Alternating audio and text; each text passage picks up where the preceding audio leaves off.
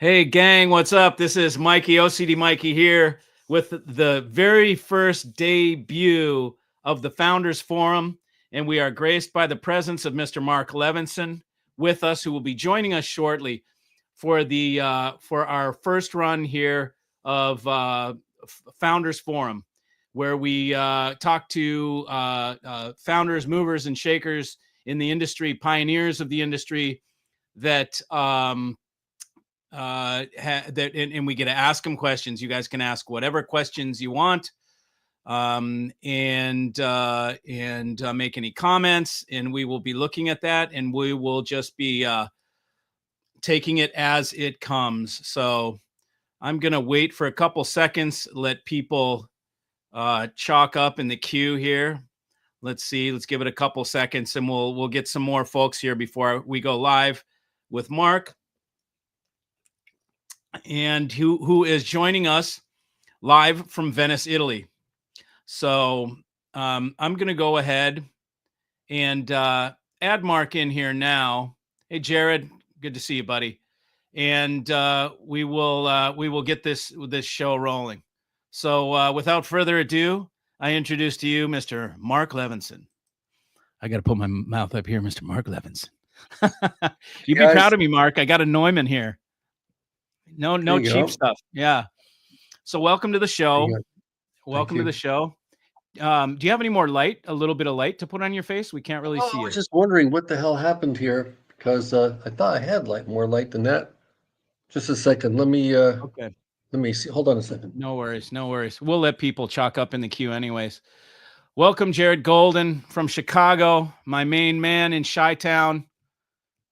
You will be hearing a lot more about Jared as time comes. He's my secret weapon, and I'm his. And Dragnet Sound, what's up, everybody? What's up? He says, hi, everyone. Welcome, Dragnet. And a little smile from Jared there. Sean Smith says, greetings from Denmark. Welcome, Sean Smith from Denmark. I would very much like to visit your country someday because it looks beautiful. I got to Netherlands. I did not get to Denmark. And I haven't been to Sweden or Norway. And I've got people hanging out in Norway and Sweden as well. So good afternoon, tribes people. Drago checking in from Evanston, Illinois. Welcome, Dan. Hey, Donnie, baby. This is our contingent from Detroit, Michigan. A renowned published artist. You should see this guy's work. I think if anybody wants some cool art pieces, that's cool photography, get a hold of Don Dietz. Greetings from Finland. There you go, Mark. That's a lot better. There you go. All right. Now we can see your beautiful face. Okay, good. We got people in from all over, man. People from the United States. We got Denmark. We got Finland. Dan is saying hello. Oi from New York. We got an oi from New York. That's a whole nother discussion. What's going on there, boy? Oh boy. And Mark in Myrtle Beach, thanks for joining. Okay, this is a worldwide event. Hello from Canada. We got Canada checking in. We've got Colombian. It's Mark is in the house we got Colombian music here. Yes. All right. Well, let's get to it, Mark. Thanks so much for joining us. We've known each other for a long time. I love speaking with you. We have great conversations.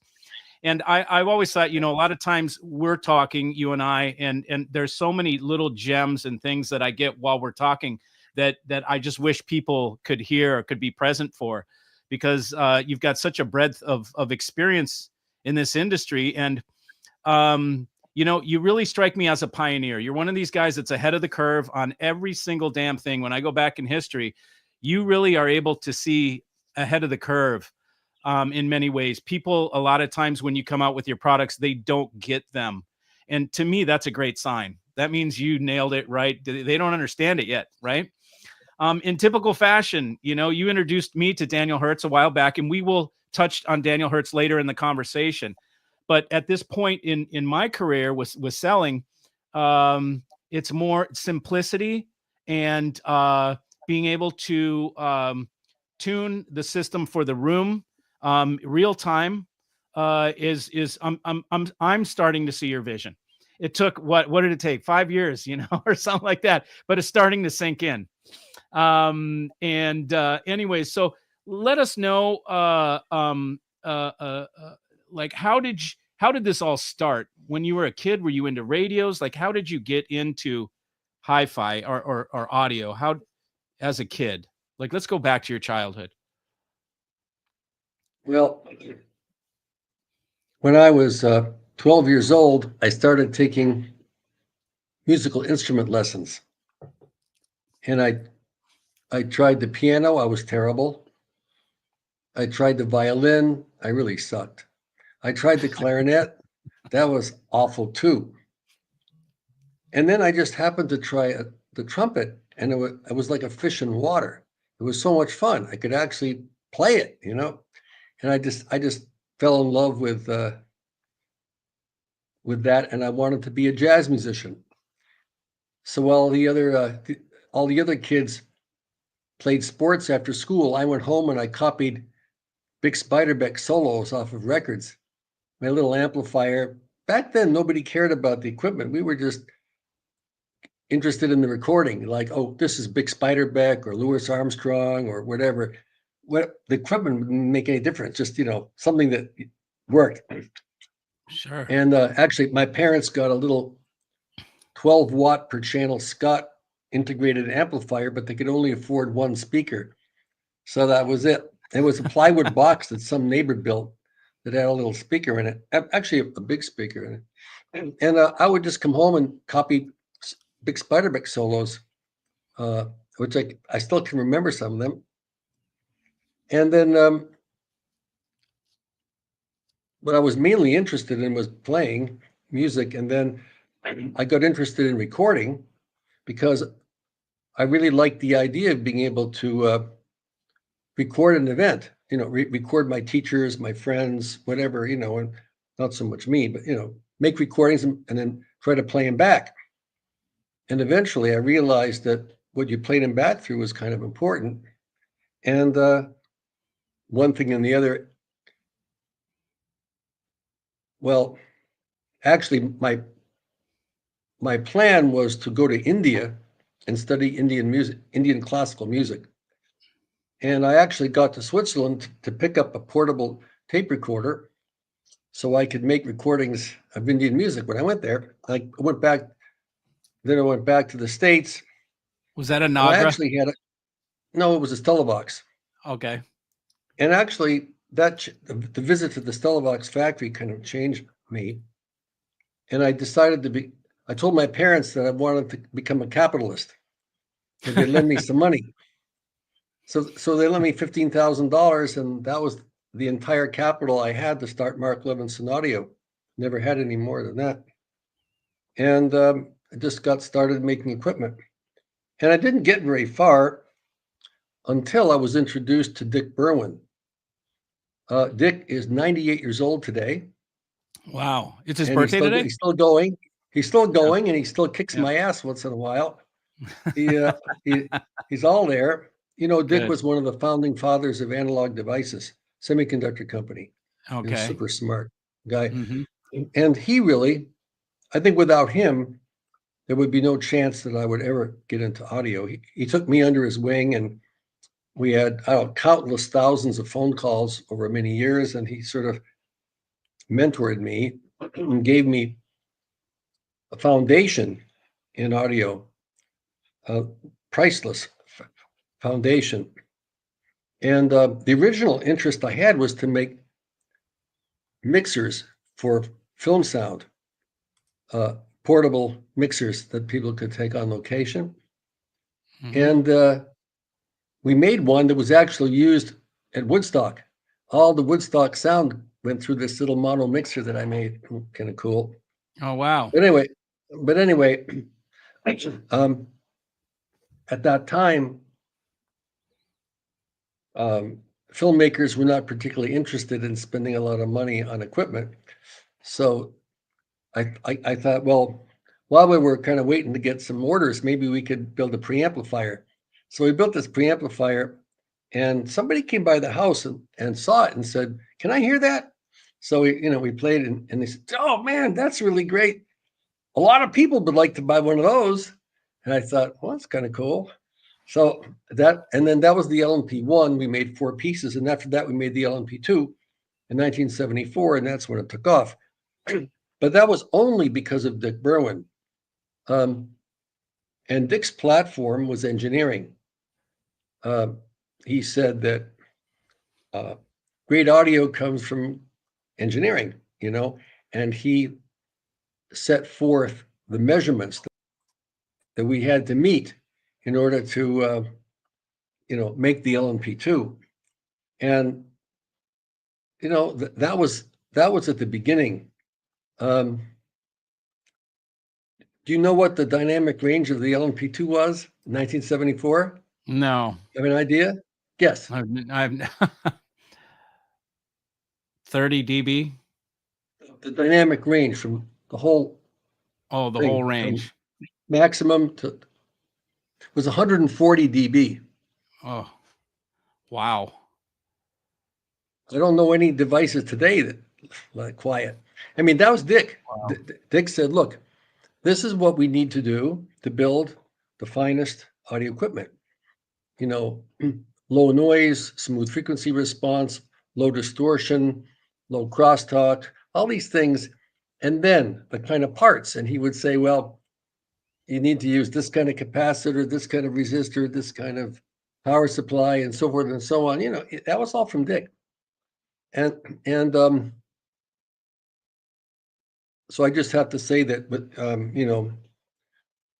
without Dick, I never really would have done much in audio, I don't think. So thanks to Dick. Where is he And now? then Where does he live?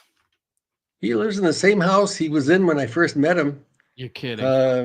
in Lexington, Massachusetts. Um, and he's still listening to music and pursuing his software ideas. But just for himself. I mean, he's retired now, but he he's he's a real engineer. And since then, I was always looking for talent in the engineering field, Mm-hmm. and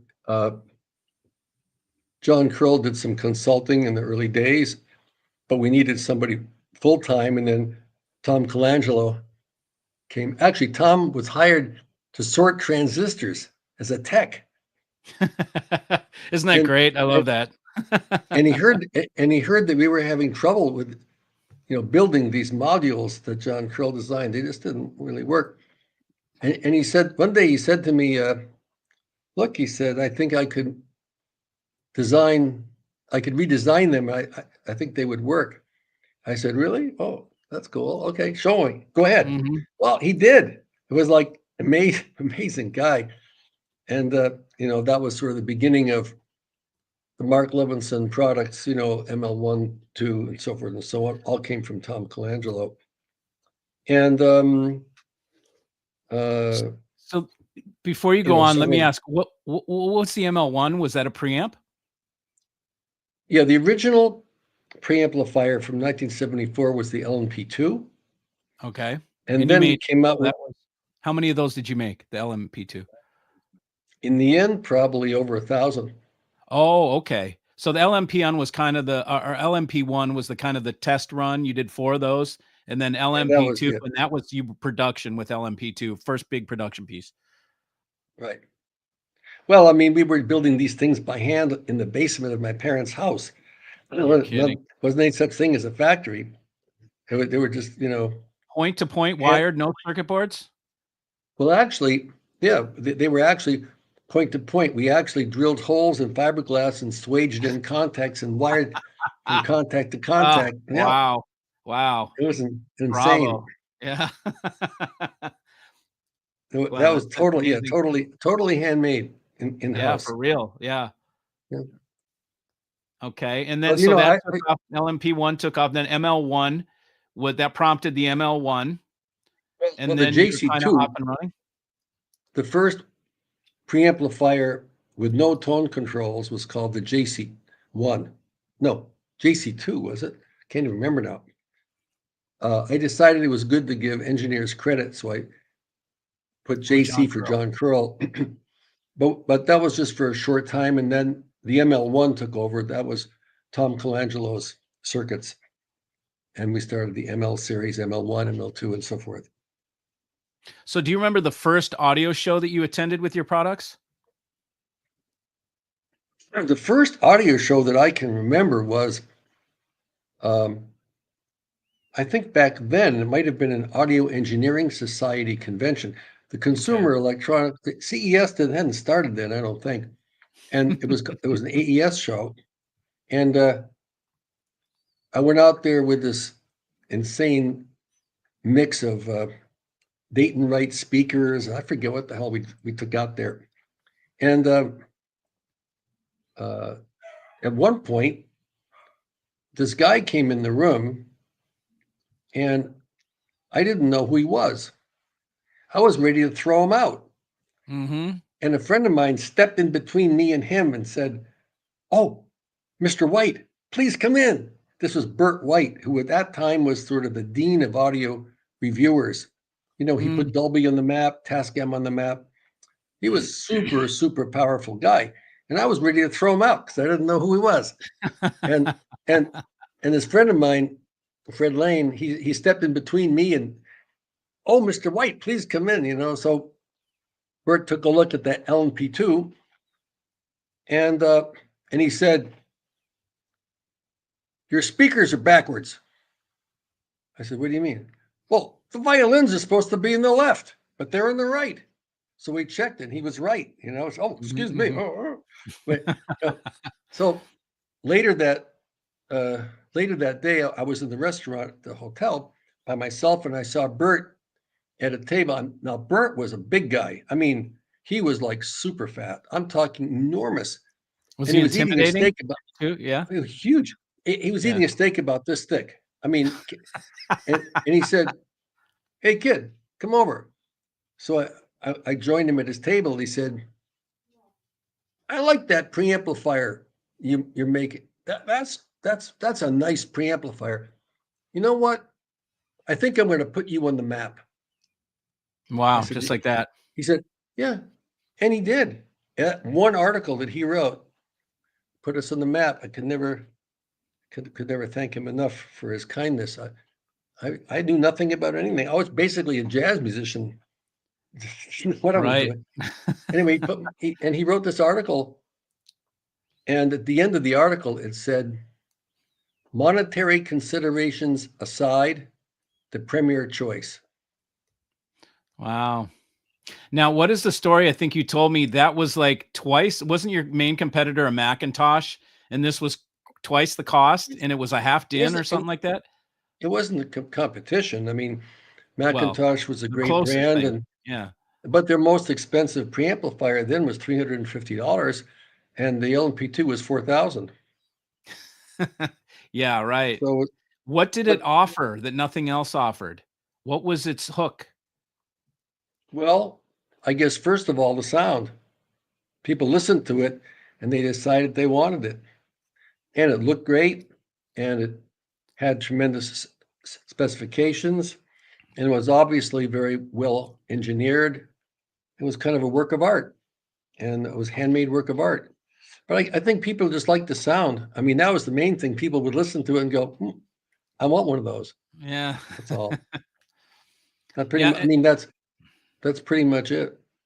At one point, MLAS sort of became the thing to have, it seems like it was the top piece. Like, was there another, what did that happen at that point, or was there a subsequent products that led to it being your brand being widely accepted and considered top of the heap, so to speak? Was there an Well, amp that came out or there anything? wasn't. Remember, there was no high-end audio back then at all.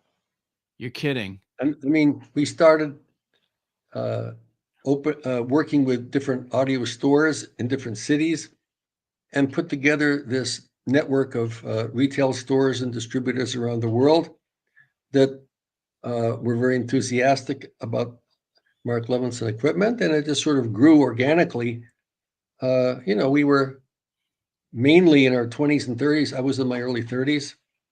I started when I was 26. So, we were in our 20s and 30s, just sort of figuring it out as we went along. A lot of those guys now are either retired or dead. But it was quite a thing. And then when Madrigal took it, they got that dealer network. So when I started cello, I needed to devise an alternative distribution network. But it was a great group of people. It was, we had these workshops where they were like sales training workshops, except there wasn't anybody to train anybody. We had to train ourselves.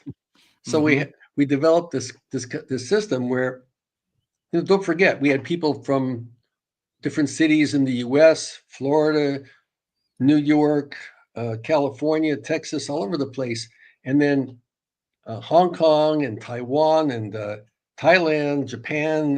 Just everybody sort of in the room, and we decided that one person would play a customer that he thought he would have trouble with. He couldn't really, Mm-hmm. answer well, Mm-hmm. and another person would be the salesperson who would Yep. try to Yeah. manage this. Role And playing. then, Sure. Yeah. yeah, and then if the salesperson got in trouble, somebody else would raise their hand and take over. You know, and we had some fun with that. Oh my God, I can't believe some of the lines, and it I'll was real bet. interesting. It was really, really interesting because it we had to do it ourselves, right? There wasn't anything there. You were So inventing the whole thing, I creating it. remember, Yeah. yeah. So I remember there was this one guy uh, from Texas, and he was playing a customer, and the guy from it. So this guy from Atlanta was a salesperson. The guy from Texas, so he heard the demo, right? He heard the demo. Then he said, "Well, okay, it sounds great, but how do I know that this company is going to be here in 10 years?" So this guy from Atlanta is an older guy. He said, "Well, the real question is, can you live without it for 10 years?" Nice. Nice. Ba-boom. Wham. There he It's is. just Yeah. funny. It was funny. It was funny, but Classic. it came from enthusiasm. But it came from enthusiasm. Oh, I mean, it sure. was all. It wasn't about the money. It was about enthusiasm. It was, hey, how do we do this? Um, we're doing something kind of for the first time. Yeah. And we were just figuring out, how do we talk about it? How do we, what can we do here? And we're just sort of helping each other out, and it was a lot of fun. It was a great time. That's awesome. And were there any other guys, other founders like yourself that you were contemporaries with? I don't know, Nelson Pass or Jeff Rowland or any of those other guys that it was everybody kind of kept into their own camp, sort of, or they weren't really around, I guess, when you started then they started Well, coming on little by little, or how do you the remember only it building? Like, what are some of the things that you remember as it started to gain steam? The industry as a whole. we were all pretty separate. The one thing I remember is when I built the first, um, I don't know if it was JC2 or ML1. Uh, I I found out where Saul Morantz was. He was still alive, right? And he was working with John Dahlquist. So I called up. I said, "Hey, I built a preamp. I'd like to show it to you. Can I come by?" So he said, "All right." So we drove down to Wow. see him, and I took out this Skinny preamp, little, yeah. and they listened to it, and they said, "Oh, this thing sounds good. Sounds nice. Wow, this sounds." But he said, "I have some advice for you." I said, "Please." He said, "Well, for one thing, it's too thin. It has to be taller, and it needs tone controls. And for Christ's sakes, don't make it black." All his stuff was silver, So huh? And that, so then of Yeah. course I went home and it was, You did and everything. we made it thin, no tone Yeah. controls and flat. Anyway, so Ah, much, yes. Yeah. so much, so much for the field trip. Yeah. But anyway, I, anyway, you know, we just did our best back then, and had no idea what was going to be developing. But then um, Harry Pearson started the Absolute Sound magazine, and that created a kind of a um, kind of a mindset. And the mindset was, okay, this guy has a system and he's going to take, like, for example, his preamp out, put your preamp in, and he'll tell you how good your preamp is. Or he'll take his power amp out, put your power amp in, and he'll say how good your power amp is. And that was, that kind of a review thing, right? Okay. And that sort of started to have a big influence. And then companies discovered that they could advertise in those magazines and they could buy reviews and buy influence, and then everything, it started turning into something else. Yeah. But that's how things develop. I mean, but just to say, it's complex. It wasn't just people making the products, it was people making them, selling them, reviewing them, promoting them, events. It just sort of, turned into what it is today, sort of along the line. And but I'm wondering, maybe it'd just be a good idea to let people ask me questions instead of Yeah, there listening to are. me yak. Absolutely. There's, excuse me, there's a couple here, and one says, well, I mean, we'll let you answer this, but I understand. I know the answer already. How does Mark feel about the need for tone controls on amplifiers? Actually, it's a really good idea. Yeah. I mean, they were there in the beginning for a good reason, and actually, there's a lot of reasons to have them. Um, the problem is that to make ones that are really useful, or let's say really useful, can get expensive, and it's a mixed bag. But I do think, of course, um, tone controls can be very useful in Hmm. theory. Sure. What we found today, though, for example, with Qobuz, which is a fantastic streaming service, I'm in love with Qobuz, tell you that. Okay. And right, so for example, today with the Maria amplifier, we find that pretty much 98% of recordings on Qobuz sound fantastic. Don't need anything, just push the button and play them. They sound great. So it depends what area you're talking about, and on sorry, it depends a bit on the particulars of the situation. But I would say today, for the most part, you don't really need them that much. I mean, again, they're a good idea in theory. Um, we produce a software called Masterclass, which has EQ and a version of C-Wave called A Plus, which helps people remaster recordings, which in a way that goes way, way, way beyond tone controls. If you want to So optimize a recording, modern then tone controls almost. well, it's more like mastering. But anything that makes people happy is okay. I mean, if it works, it's good. So tone controls can be useful, but in today, I would say it's less necessary than it was earlier Got you. on. Got you. Okay. Here's another question By that the way, says, did oh, I answer that? Did I answer that question okay, or did I leave some? Do you still have a yeah. question? Yeah, Mark, if there's any more, Mark, just hit us up and ask more if that answered.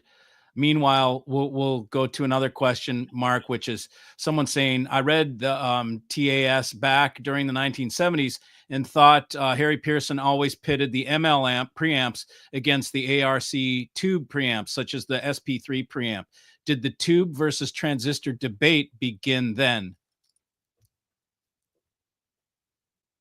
Oof.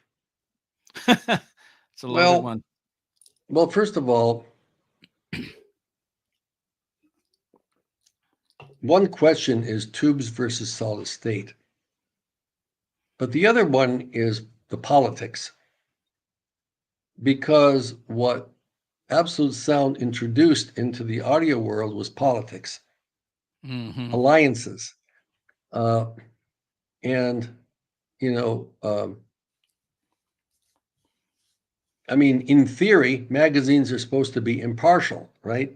They're supposed to review products, but what Harry Pearson did was he introduced politics into audio, and the articles that people read often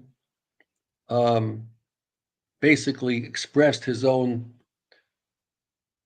What he was trying to influence things in certain ways because of his alliances, and it wasn't. And let's just say that you can come to your own conclusions by reading the reviews back then, and you can, whatever you can draw your own conclusions. But the but the problems that started then are still here today, which is when you read something in a review, what are you reading? Are you reading an honest opinion, or are you reading what kind of somebody wants you to think, or are there politics involved? It's like that. And it started back then. And it's I don't know, it was really about tubes and solid state, but anyway, it was about what I think it was more about the politics. I mean, good equipment is good equipment. If it's made with tubes or transistors, whatever, if it, you can make good equipment with either one. But those people making a religion out of it, like, do you believe in tubes or do you believe in transistors? What the hell is that? But that's sort of what it Right. Yeah. became, Yeah. so. Yeah, I love the way you put that. It's so true. It's so true. That whole belief thing. Okay, we've got Born Joker asking, was speaker efficiency more important back in the day, or is it just as important now? Well, that's a really good question. Thank you for asking it. Do you know what the importance of efficiency is? Would anybody like to say what the importance of efficiency is? Let's see if we get anybody. Class, somebody type it in. Okay, we they can't respond this quick. Let's let them know. Okay. Well, most Tell us. people think that efficiency means how loud a speaker will play with 1 watt, right? Like, for example, efficiency of, say, 85 dB, 1 watt, 1 meter, 8 ohms, right? That means how loud it plays with 1 watt.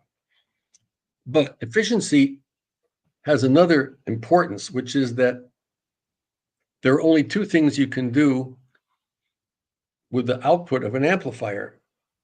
You can turn it into sound or heat. And the lower the efficiency of the speaker, the more it's turned into heat. And you don't hear it. It's gone. The higher the efficiency of your speaker, the more of the recording, all other things being equal. I mean, just talking in theory. The higher the efficiency of a speaker, the more of the recording you're going to hear, in theory. So efficiency is always as important as it always was. The laws of physics haven't changed. But what has changed, though, is the industry. In the 1920s and 30s and 40s, a tube amp had maybe 1 watt of power. So speakers had to be really efficient. For example, let's say you had a movie theater and you wanted to fill up the movie theater with sound, and you'd have to have a pretty efficient speaker because you only had a 1 watt amplifier, right? So they had to be efficient. There was no other way, no other choice. And then what happened was amplifiers became more powerful. They could make 5 watt, 10 watt, 25, 75, 100 watts. And the people thought, hey, this is cool. Because we can make the amplifier twice as powerful, we can have 3 dB less efficiency and it'll play just as loud. which in theory is true, of course. Oh, this is great. We can have these super inefficient speakers, which means, we can make them smaller and cheaper and all the rest of it because we just have more power. And so what you have today is a high-end audio world of speakers with efficiency between 82 and 89 dB, and that's pretty much all there is. If somebody says 91 or 92, that's 4 ohms sensitivity. Usually it's not efficiency. Efficiency is referred to 8 ohms. So subtract 3 dB to get an equivalent. So you're talking 82 to 89 dB pretty much across the board, which is pretty low, considering that in the early days, there was efficiency of, 100 dB or more in these speakers. So in a way, we went backward. But there's other reasons too, because you really can't have efficiency and deep bass unless you have a very large woofer with a very low resonant frequency and a big box biamplified, like in pro audio. But in consumer audio, it's different things. So just to say, it's in today's world, there's reasons why there's not more efficient, there's not very many high efficiency speakers, and the ones that are there usually have other problems, like not enough deep bass and other problems. So, I mean, these are some of the limitations that we're working with to try to overcome them. One of the reasons, what I'm trying to do these days is figure out ways of overcoming some of these limitations. But that was a very good question. Efficiency it's always important because it determines how much of the recording you're going to hear. Mm-hmm. You made a very interesting point, which I'd like to point out to the listeners, which is when there's a speaker rating, when they're looking at specification and they see a certain efficiency at 4 ohms, and then they see not it's a 4 ohm efficiency. speaker. There's It's no different. efficiency at 4 ohms. It's sensitivity. Oh, okay. So You efficiency can't is have only efficiency. measured in 8 ohm. That's right. Okay, so they have to, if they see a speaker that says in the spec, it says 4 ohm, and then it gives an efficiency rating, they need to subtract 3 dB off that number to get the actual efficiency. Is that correct? It can't be efficiency if it's 4 ohms. You can only measure sensitivity, 2.83 volts at 4 ohms, that kind of thing. Efficiency is only referred to 8 ohms, just so you know. And so when companies are issuing spec and they use the word sensitivity or they use the word efficiency, do they use it wrong many times? Or is it when they say efficiency, they mean efficiency? When they say sensitivity, they mean it? It's hard to say. I don't write their specs. I don't know. Okay. But I would just say if you see 2.83 volts, 4 ohms, anything like that, they're referring to sensitivity, not efficiency. How do the two differ? Well, efficiency is referred to 8 ohms. It means 1 watt into 8 ohm load. How many decibels of sound pressure level will you get 1 meter away, and so forth and so on. 4 ohms is not efficiency; it's sensitivity. It's not. You're not measuring power. You're measuring sensitivity. If you drive 8 ohms, an 8 ohm speaker, you use up a certain amount of power. But if you're driving a 4 ohm speaker, you're going to be using double the power. Mm-hmm. So you have to know the math. Just to say that in the end, the main thing is if you like the sound, if you like it, buy it, use it. If you don't like it, don't buy it. That's it. That's it, man. Don't worry about. But I would just say that it's important to understand what the specifications mean, because if you're looking for dynamics, vitality, punch, and lots of information, then you better stay away from lower efficiency speakers because you're going to give up a lot there. Don't expect to get the maximum of dynamics and efficiency. I mean, dynamics and vitality and punch with a low efficiency speaker. Not likely to happen. Yeah, it makes perfect sense. Okay. But what is a more efficient speaker? See, there really isn't much out there because you can't buy it. There's no such thing as a high efficiency speaker with deep bass that anybody's going to Right. buy normally. I mean, a lot of it isn't just that you can't find it, it doesn't exist because of the limitations. I mean, And we can this talk about that later on because you've figured out a way to fix that, if I'm correct in understanding. that's part of what we're doing. Next question. Come Next on, question. ask away, guys. Next question is, do you know where Mr. White published the article that put you on the map? Someone would like to look for it. Yep, that was an audio magazine. AUDIO, audio magazine. And that must have been in 1974. Cool. So comb the archives there, counselor. Dan is an attorney in Illinois. Okay. David is asking about analog EQ. I guess he's getting at the cello. You really delved into analog EQ, I presume, with the audio palette. Was that your first foray into analog EQ? Yes, but don't forget, the audio world was only analog Of course. Yeah, until yeah, yeah. That's true. 1978. There Makes wasn't any sense. digital. Nobody Yeah. would say analog EQ because that's all you had, more or Yeah. less. And then when digital was introduced in 1978, things started to change. And again, some of the most important products of my career were from Dick Berwin, right? The LNP2 in 1974, the cello audio palette, talking about EQ.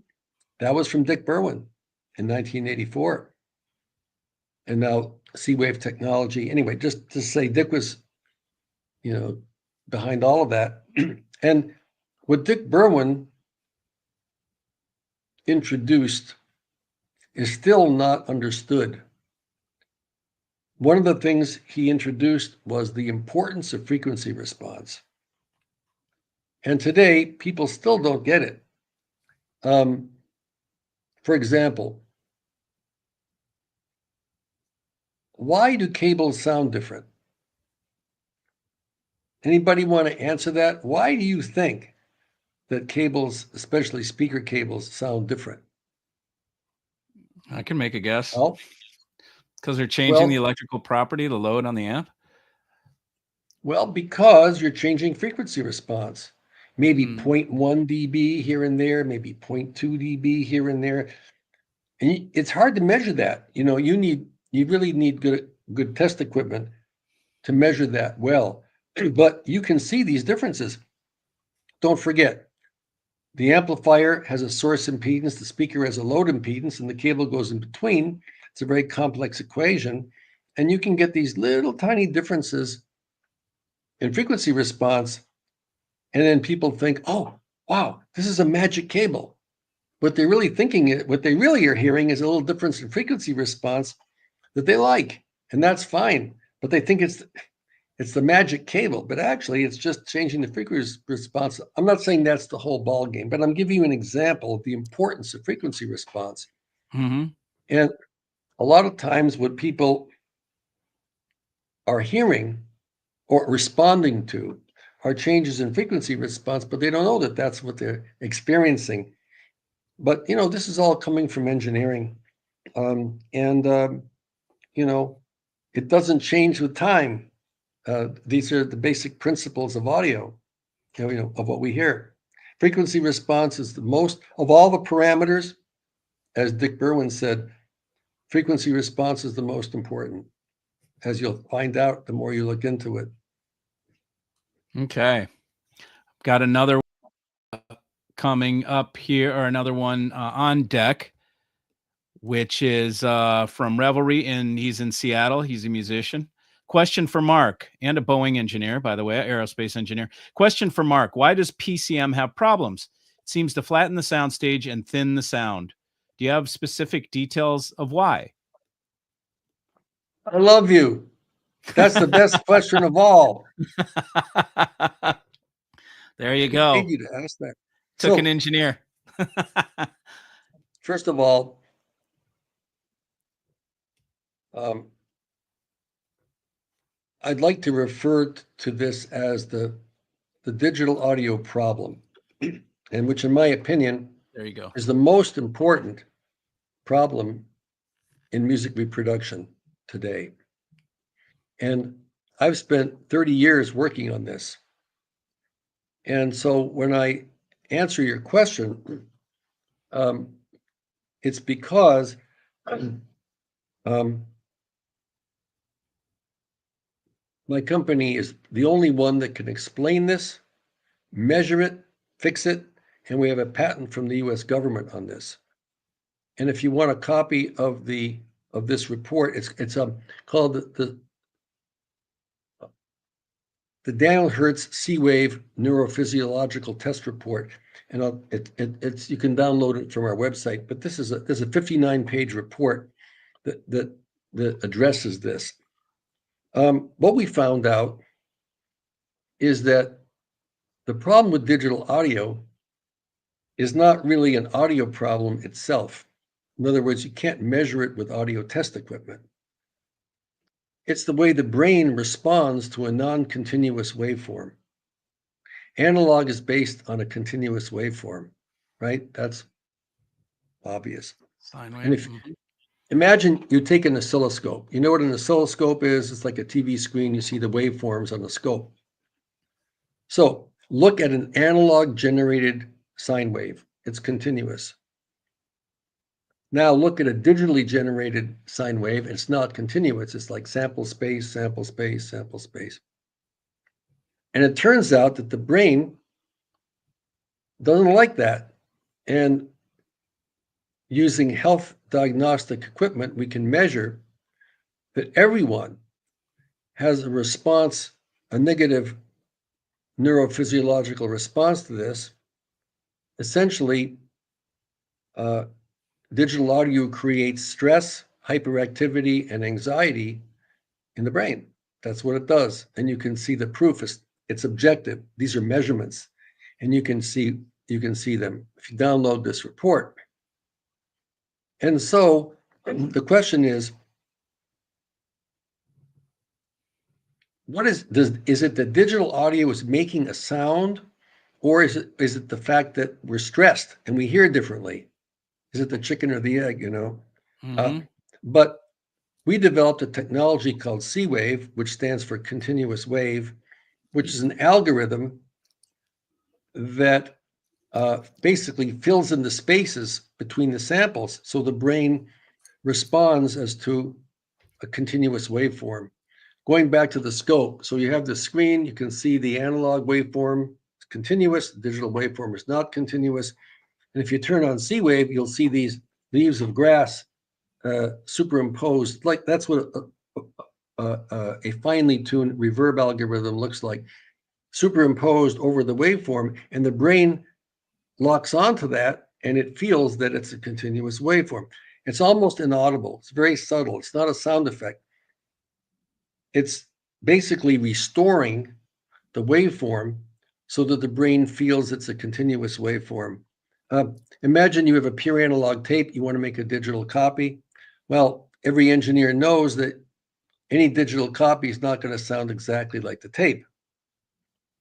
But with C-Wave, it does. It pretty much sounds like the tape because it restores the waveform. It's really cool. It's not manipulating, it's restoring. And when the brain is not stressed, all of a sudden there's no problem. And I mean, everything sounds like pure analog.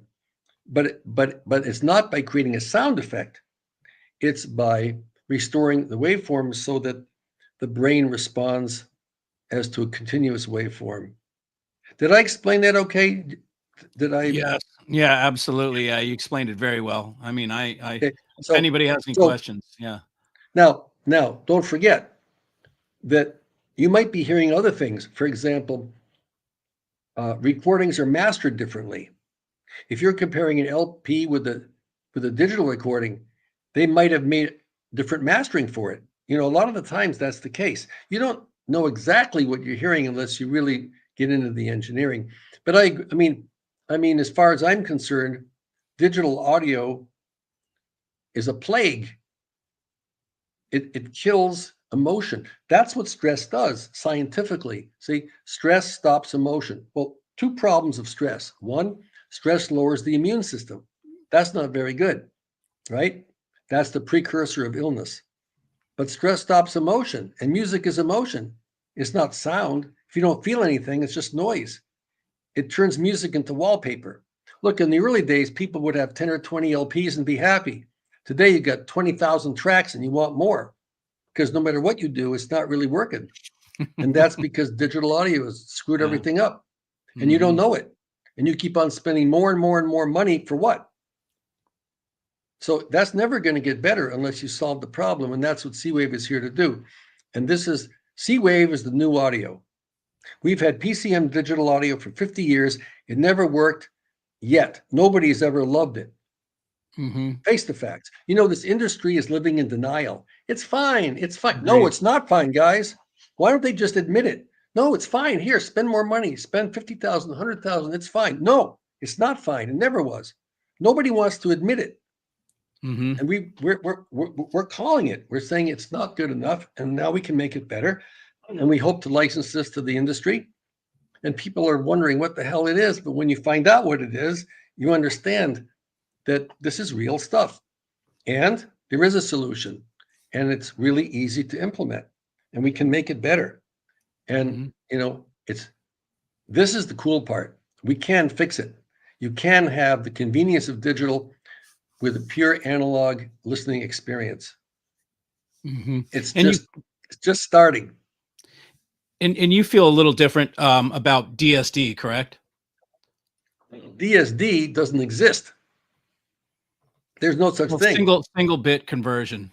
Let me put it that In way. theory, it exists, but no engineer there's no tools for engineers to use. Yeah, what I did was when I made the recording in 2001 for Sony, the live recordings at Red Rose Music, microphone signals to DSD. Right. No No mixing, mixing. no Yeah, single EQ, take. no Mhm. mastering, no processing. Mic signals direct. And how was that? Uh, well, I did it and Pretty people freaking liked it, good. but the industry can't work like that. The No, I industry get it. engineers need tools, and there are no tools for doing what engineers need to do. So what they do is they record in what's called DXD. Mhm. DXD is 32-bit floating point 384K, which is the same resolution as DSD, but PCM. And then when they're all done, they throw it into a DSD format and they call it DSD. It's not DSD. And we can prove it with our healthcare tests because if we test somebody who's listening to pure DSD, there's no stress. But if somebody is listening to PCM processed audio, they'll measure for stress, hyperactivity, and anxiety, just like everything else. Yep. So this whole thing about DSD, well, DSD is a great idea. I met the guy who invented it in Japan, professor at university there, incredible guy. And he gave it to Sony, and he was just so depressed over what they did with it. You know why Sony tried to push DSD? What was the reason? They had a very good reason, but it wasn't for Oh, sound. you told me this. Yeah, I can't remember. It Sony was was the trying to stop show up. piracy. Oh, Sony was yeah. trying to stop piracy, and they devised this whole recording manufacturing chain, which prevented anyone from getting at the bit stream, so it couldn't be stolen. It was a high security, and it was a good idea. But then you had Steve Jobs who wanted to make it free, pretty much, and then you had DSD on the other side, which was very restrictive. Anyway, in the end, uh, DSD failed because it doesn't exist. They were recording, for example, imagine you record basically a CD signal and you put it on a disc and you call it SACD. Is that okay? No, You think of that's course not. okay to do? But that's what they Mhm. did. They called it SACD, but the bit stream, it was a CD bit stream with a CD content they just put on an SACD, and they call it. So that's what happened. And it's a pity, because DSD is a great idea. I love it. Everybody loves it. If you hear real DSD, it's fantastic. It's just you can't get it. But I mean, Right. if you have an analog master tape and you make a DSD copy, yeah, Yep. that you can do. Yep. But that's Yep. it. That's all she wrote, pretty much. On the other hand, no, of course everybody loves pure DSD if we could get it, but the problem is people claiming that it's DSD when it's not. I got you. When it's been mastered in PCM. Well, like a lot of people think Or that recorded. they're listening Yeah. to analog when they have LPs, but they're actually listening to digital signals that were put on an LP, and they think it's analog. Touche. You know. Yeah, I know. That was a big issue with MoFi and that whole deal that happened. It's not just MoFi. It's the entire world. It's the entire world. I mean, forget MoFi. We're talking almost every LP you buy today. Almost every one is digitally mastered. Not all, but most of them are. Mm-hmm. And you're spending all this money on phono cartridges and preamplifiers and blah, blah, turntables and the rest of it to reproduce a digital signal that happens to be on a vinyl platform. I'm just saying, a lot of people don't understand what's really going on here. And the reason for that, in my opinion, is that the industry is really, the purpose of the industry is to make money selling to music lovers. As much money as they can. Whatever they say doesn't matter. If they can sell the most amount of money, make the most amount of money possible for music lovers, they'll do it. The most boxes they can shove in your room. I mean, what about a little thing called the truth? Yeah, right. Turns out it's not so little. Well, yeah. I mean, look, I'm not here to be critical. I'm just trying to make things better, best way I can. And unfortunately, a lot of people see it as disruptive. C-Wave is disruptive. The Mighty Cat chip is disruptive. A lot of these things we're doing are disruptive. But how are we going to make things better if we're not disruptive? That's right. Yeah. You know what I mean?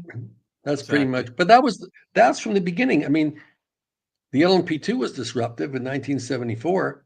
So it's not like we're doing something new. I mean, we're always troublemakers. We're always upsetting the apple cart one way or the other. Absolutely. Yeah. It wouldn't be a founder otherwise, right? Well, I have some more questions. Okay. Next up is from David Gilden. Please explain loudspeaker power handling spec. Okay. So,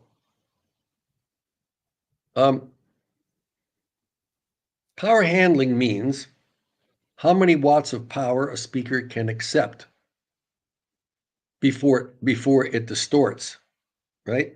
Before it sounds bad, let's say.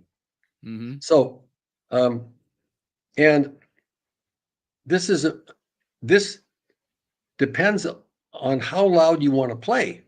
If you want to listen very softly, power handling isn't that much of an issue, usually. But if you would like to listen at louder levels, then it becomes more important. And so the two things there are how much power a speaker can take. In other words, if you play, let's say you have a 50-watt amplifier, is that enough? Or do you need 100 watts or 200 watts? But that partly depends on the efficiency of the speaker, okay? Because let's say that, for example, you have a speaker with efficiency of 85 dB, okay? And you have a 1-watt amplifier, you'll get 85 dB of output before it clips. If you have a 2-watt amplifier, you're going to get 88, right? 3 dB more. And if you have a 4-watt amplifier, 3 dB more. And, as you double the power, you get 3 dB more. And the question is that enough to meet your needs? Can you play the recordings that you want as loud as you want to play them without distortion? But the other thing is, when you see a power handling spec, what does it really mean? Does it mean across the whole entire audio band? Or does it mean within a certain frequency range, right? Because if you want to talk about power handling, it becomes more of a problem in the deep bass range, right? Can you handle a lot of power in a deep bass range without distortion? But a speaker power handling really what it's all about is, will the speaker, can you get enough sound pressure level from the speaker to meet your needs? And the big problem there is not so much the power of the amplifier, it's the efficiency of the speaker. This whole thing about powerful amplifiers is insane. I mean, if you need more than a couple of 100 watts, you're in trouble. I mean, you shouldn't have Right, to. exactly. You know, Yeah. but it's very interactive. Let's put it this way. Well, there's another thing too, which is that the way a lot of audio equipment is, you kind of have to turn the volume up to feel something. See, that's related to the digital problem, because you want to feel something. And because of digital being what it is, it's hard to feel something. So you want to crank up the volume to get some emotion going, but that's not really the problem. It doesn't fix it. You don't have to play very loud to feel the music if it's pure analog or if you have C-Wave. But with digital, turning up the volume really doesn't fix anything, because you still have that stress reaction. You know what I'm talking about? That's the problem. So it's a little complicated to answer your question in a simple way, but just to say that if you play the recordings that you like on a particular system and the sound is clean and enjoyable, then it's all fine. What power handling is really about is, how much power a speaker can take if you crank up the volume. And that, unfortunately, the real, like I said, the real answer to that is not so much the power in the amplifier, it's the efficiency of the speaker, in my opinion. Mm-hmm. I don't know if that answered his Yeah, question. I think it certainly did. Okay, so we've got another one from Dan in Evanston. I understand that Dick Berwin specialized primarily in designing sophisticated transistor circuits. Did Dick's interest in transistor circuit topology influence your choice to put, Tom on those design circuits? Like, what I get this is he's asking, was there a reason why you didn't go after tubes? Well, I don't think he's asking that. No. Um, well, first Okay. of all, Dick Berwin, there's a list of his inventions on the internet. Look, I think search for Richard S. Berwin inventions or something like that. And there's this list of things that he designed. It's like unbelievable list going way beyond audio amplifiers. I mean, you no idea what he did. Power supplies for MRIs, and there's things in aerospace. And I mean, the guy's he's out there. Dick, um, I never, Dick never really suggested that we use his transistor circuitry, but that was never an issue. Dick thought there were integrated circuits that were very good, and he suggested those, and we used them. And then later on, we developed discrete transistor modules instead of the ICs. But Dick never, Dick never proposed that we use his circuitry. By the way, Dick Berwin designed tube amplifiers in the early days for laboratory use as reference power amplifiers with distortion something like 0.001% with tubes. Wow. I mean, this guy was a pioneer, going way back. And you have to find out more about Dick and his inventions. But just to answer your question, Dick, in the beginning, Dick proposed we use a certain integrated circuit that was extremely good, which we used for the LMP2. And then we went to discrete transistor designs after that. Mm-hmm. Okay, let's see if I can Does that find answer the the question? I want to be sure I answered this Okay. question. Yeah. Yeah. If anybody that, make sure that you say something if it wasn't clear to you. Okay. So let's see if I find the next. Let's see. Here's someone describing LP playback. We love LP playback because we're hearing the contact with the LP. We have learned to like that. Even digital recordings sound more analog on wax with a stylus riding on it. Okay, so just a little feedback, not really a question. That's okay. I mean, if you enjoy something, there's nothing wrong with it. Agreed. I would just Agreed. say, I would say that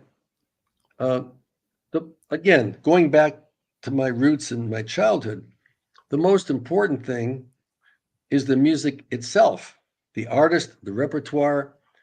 I mean, to me, it's if I want to listen to a recording of Chet Baker, I want to listen to Chet Baker. I'm not somebody else. You know what I mean? It's the artist, it's the repertoire. Wherever, if it's on an LP or it's on a download or whatever it is, if you want to listen to that musician playing that repertoire, that's more important than anything else. But if you enjoy the sound of a needle on vinyl, if you enjoy that, fine. There's no, it's not about good or bad, it's just about what you like. Yep, absolutely. I'm not sure I understand this question, and maybe you will understand it, Mark. Question for Mark: is there a piece of equipment that does purely recreate C wave for an existing system? Well, the only product at the moment that you can get is a Daniel Hertz Maria 350 amplifier or Maria 800, which is the 4-channel version of it. That's the only way right now to get C wave in a music system at the moment. Now, I'd like to change that. For example, if audio streaming companies would license C wave and put it in an app, for example, a Qobuz app, a Tidal app, something like that, which would then give you C wave processed recording, with C wave process the recording on the fly. That'd be a good solution. There's all kinds of solutions, but you need big companies to make them available. I can't fix all of that, but we're happy to work with anybody. And on the other hand, C wave is only part of what we're doing, and that's the other another innovation is the Mighty Cat chip, which is a new way of amplifying audio. It's not like what you know as transistors or tubes. Is different. And to me, it's much more like live music. And Maria is using a Mighty Cat chip with C wave embedded as the brain, as the heart of the amplifier. And that's really, those two together is worth taking a listen to. I mean, we are interested in making this technology available to the companies, but you have to go step by step. This is just the first step. Is at least we have something that people can listen to and evaluate. Mm-hmm. But Yep. but what we were trying to do is to show what C wave can do when we've also overcome a lot of other limitations. So that sonic, it's all. So we're doing the most we can do to improve the listening experience.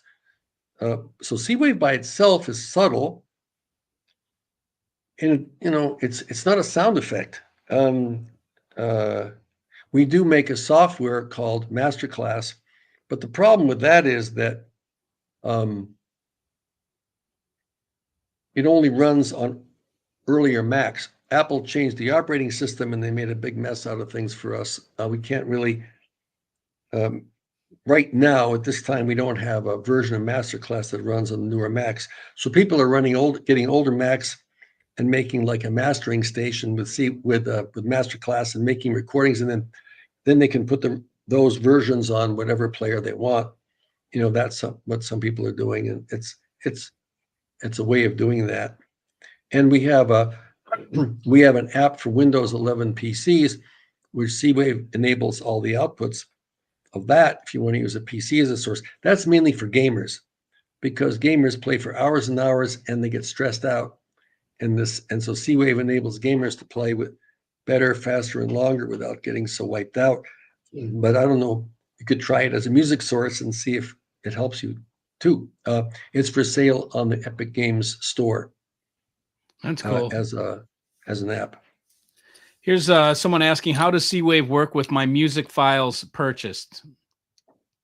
Well, if you have a Maria amplifier, any source gets C-Wave processed. I sell them, by the way, folks. What? Just thought I'd throw that in there and tell them that they can get a Maria 350 from me, in case they didn't. There you go. Yeah. Okay. So go ahead. Because the Mighty Cat chip amplifies every signal, and so if you play anything you play, if it's an LP, if it's a CD player, if it's streaming, if it's YouTube, any source at all, movies, every source gets C-Wave processed. So if you have a Maria amplifier, it does it automatically. Mm-hmm. There you go. Okay, so Andy's asking, what was your favorite earlier amplifier that you designed? So if we go back to MLAS, was there one of those amps that stands out in your mind as, man, that was a kick-ass design? I really like that a lot. You know, I'm proud of all the products that I developed, and each of them has something special, you know. And I guess I would each one, but they're different. If you ask which one I would prefer, I really can't say that because it depends a bit on what you want to do with it, what speakers you want to drive, and all the rest of it. You know, I've really moved on from there. I mean, with the Maria, it's just so far way beyond any of the amplifiers in the past. It's just another world, and I don't really think about them. I mean, I would take a Maria over any of the amplifiers in the past. If you ask which ones I liked, I mean, you know, the first ML2s from 1978 had their great qualities. By the way, the ML2 had regulated power supplies, as did the cello performance amps. And so does the Maria, by the way. The Maria has fully regulated power supplies. That's an expensive feature and a really good one. Not too many amplifiers have regulated power supplies these days. And so, yeah, those are cool. But, you know, after the ML2, the focus was on power. The ML2 is a 25 watt Class A amplifier. Well, 25 into 8 ohms, 50 into 4, 100 into 2. It was a very cool amplifier, but ran hot as hell. A couple of those things would heat up your living room. And the HQD had 6 of them, 6 ML2 monoblock amplifier to heat your house. Sure. But then, you know, with inefficient speakers, people wanted, you know, 200 watts, 300 watts, and so forth and so on. And then you got up to the performance amplifier, which in bridge configuration put out 6,000 watts into 2 ohms. That was going off the deep end the other way, because what you really wanted were more efficient speakers that we didn't have. But I would just say, you know, each of those amplifiers has their own charms, but I have no desire to own them myself for my own use. I'd much rather have a Maria, actually, for every reason. Maybe you can say, when did that's the ML amps stop being, you were stop, what year did you stop, were you no longer involved with them? So they know the stuff that was actually with you and Tom Colangelo. Where did that, what model was the last one before Harman took, or Madrigal bought the company? Well, I had nothing to do with the company after 1980. Okay, there you go. So I don't know what was going on around that time. Maybe the ML11 and 12, somewhere around there. But, you know, like that. I mean, the ML2s, what was the name of those?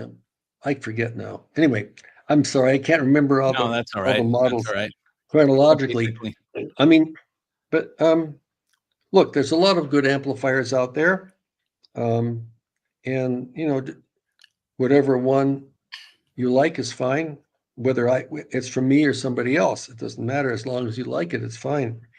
But if you're interested in, um, I would just say, um, I don't want this. I know it'll sound like marketing, but I don't mean it that way. But I would say if you love music and you're in a position to afford a Maria amplifier, I think you'll find that it's really, you know, it's worth every penny. I mean, that's going to take you somewhere just can't get no matter what older equipment you have. But if you Mhm. enjoy I vintage agree. equipment, that's fine too. But I don't want to put it down, but it's just a different thing. Totally. Yep. I get it.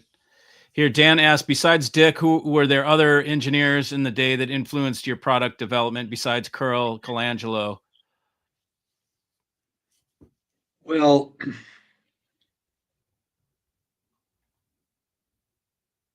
principally Dick Berwin and Tom Colangelo uh, were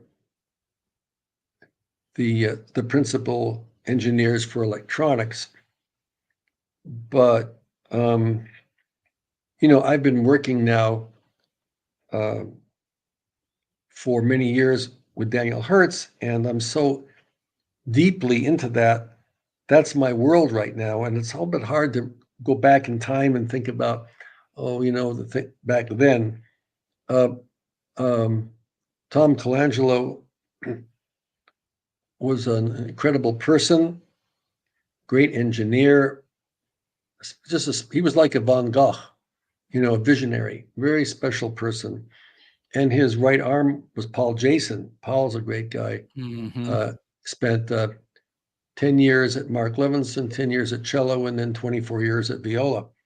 Paul's a great guy and, a part of it. But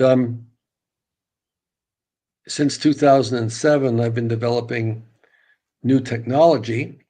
And one of the key people there is Skip Taylor of Austin, Texas. Skip is an incredible designer. He's a semiconductor designer and an amplifier designer. You talk about deep. Skip is deep. He's a deep person, and he's just an incredible visionary engineer. And I don't mean just amplifiers, but semiconductors from the silicon up. You know what it costs to develop a chip? How about $1 million. 3 years and $15 million? That kind of, Oof. we're talking Yeah. real work here. And Yeah. Skip is my man. He's really something. He's sort of got like some of those elements he's a mix of Dick Berwin and Tom Colangelo, and also he's a Harley riding Texan. That's So, right. but For the then again, listeners too, just real quick, let me interject and say, just Skip also works with AGD, another brand in house. I'm just mentioning and that then for the viewers. Skip designs for dozens and dozens of companies. I mean, there's no Yeah, limit. yeah. It's a whole. I can't just say one or two. I mean, Oh, sure, of however, course.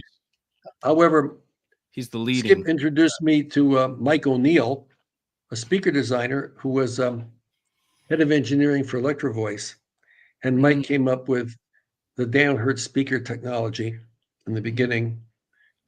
He retired, and unfortunately, I can't even find him anymore. But Mike was one of the great speaker designers, and really, it gave me a good education in pro audio speakers, and really had a big part in determining the course of my career in audio with Daniel Hertz because of his background in pro audio speakers. Um, it's um, imagine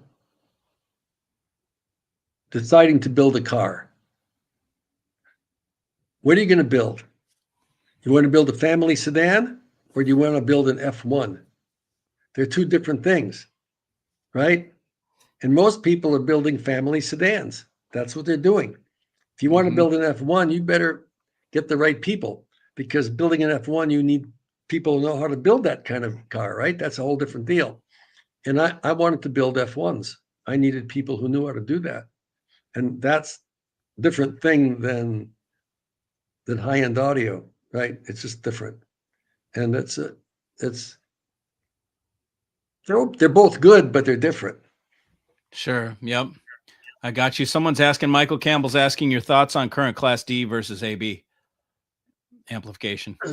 Well, first of all, there's no such thing as Class D, really. Class D is like a V8. It's a V8. What's a V8?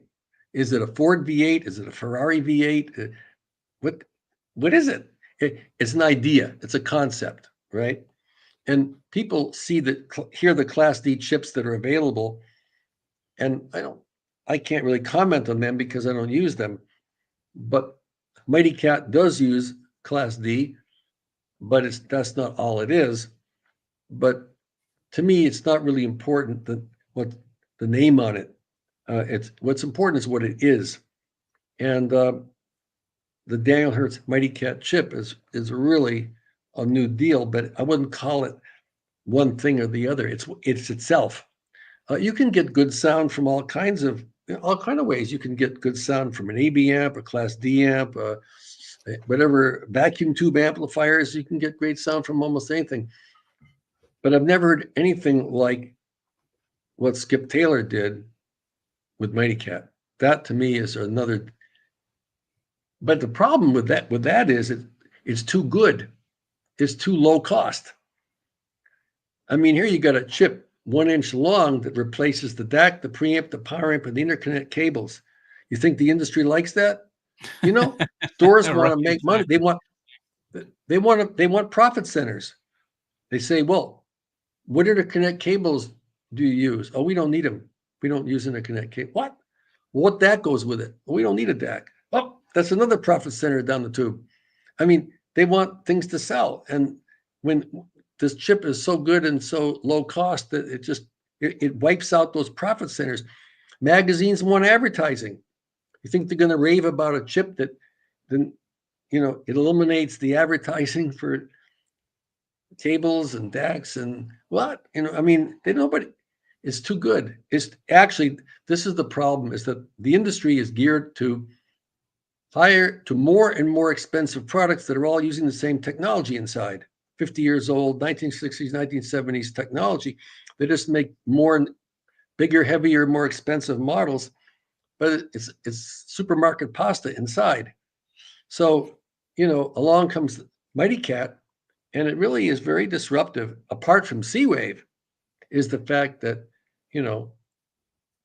it really disrupts the business model of the high-end audio world. And by the way, that's one of the reasons that it's very difficult for stores to sell a Maria 350. How can you tell people that they need expensive cables, expensive DACs, and separate components and the whole thing? And then here you got this one Maria sitting there, and it's so what's that? I mean, it is very disruptive, I have to say. But anyway,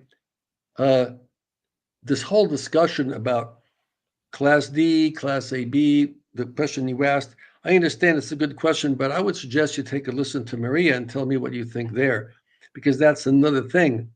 Mighty Cat is yet another kind of electronic architecture, and I'd be interested in your thoughts. If you ever get a chance to listen, let me know what you think. I would just say that I've kind of moved on from all of that. I don't really think about Class D, Class AB, vacuum tube, any of that. I'm really happy with what Mighty Cat is doing, and it has C-Wave embedded, and it allows other things that are really important, like speaker tuning, and I'll let Mike decide when to bring that up. But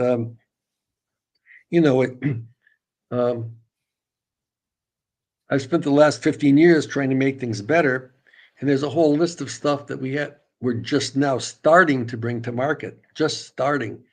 So there's a whole, you go to the supermarket and you load the cart full of stuff. Well, we're just checking out here with this big basket full of stuff, and C-Wave is part of it. Mighty Cat is part of it, and there's a bunch of other stuff too.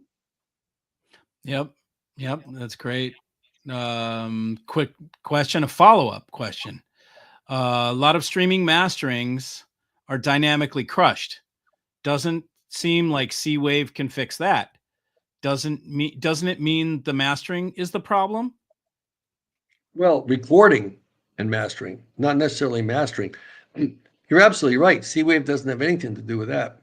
C-Wave is just there to fix the digital audio problem that I mentioned. But yeah, the industry is going to putting jamming the signal up to the maximum. Well, for pop music anyway. If it's pop music, I don't listen to that much pop music, but a lot of the music being produced today is recorded. It's not the mastering process as much as it is the recording process. Mastering means sort of fine tuning the sound, but the way that it's recorded and mixed, they just jam everything up as close to zero as possible.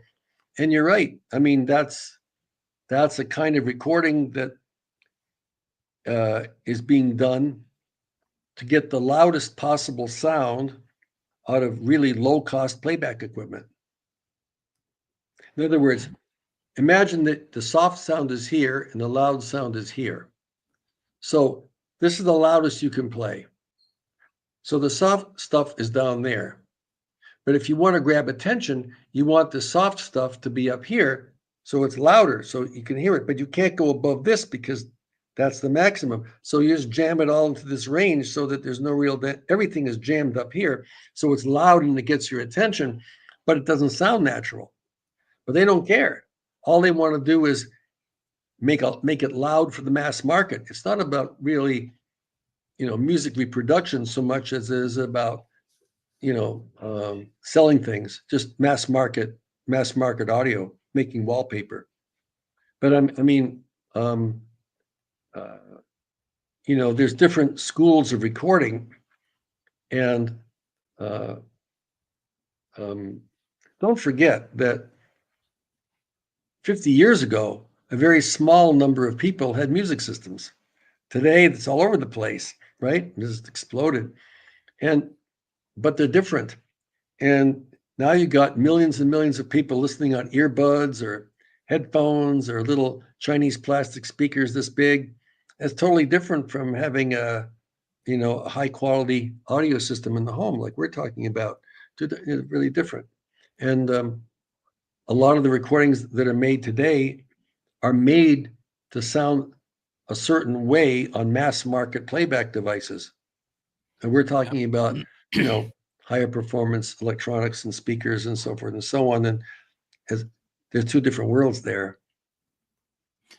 Yep, absolutely. Here, David asked, are you still playing your Sarod? The Sarod? Sarod, sorry. I'd like to get back to it if I can. But you need a lot of time to practice that instrument. And these days I'm just so busy with Daniel Hertz that I've taken a bit of a break. Maybe later, when things settle down, I can get back to that. But actually, I've been, I play bass, double bass, and cornet. Cornet is jazz, but I've been studying Indian music on double bass since the 1960s. And just recently, I had a huge surprise. I found an electric bass, a vertical upright bass, electric bass that is perfect for Indian music. It is a dream come true. And I bought this little amplifier for a couple $100, an little orange amplifier. And it's fantastic. It's a little analog bass amplifier. And I love it. I just can't tell you how enjoyable it is to play that. And it's really, with Indian music, you want to sustain. It's not about boom, boom, boom, boom. You want the vocal sound, that long sustained sound. And that's what this does. So it's really, someday maybe I'll record something so people can hear it. But that would be cool.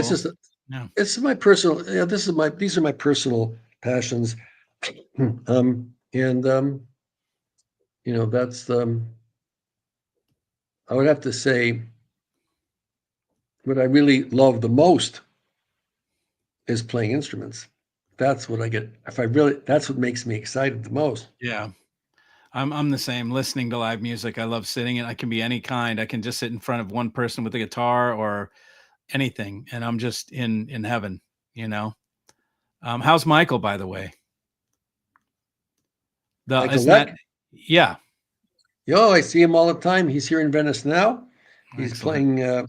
You know, you've heard about the Jeff Bezos wedding here, right? In Venice. Uh-huh.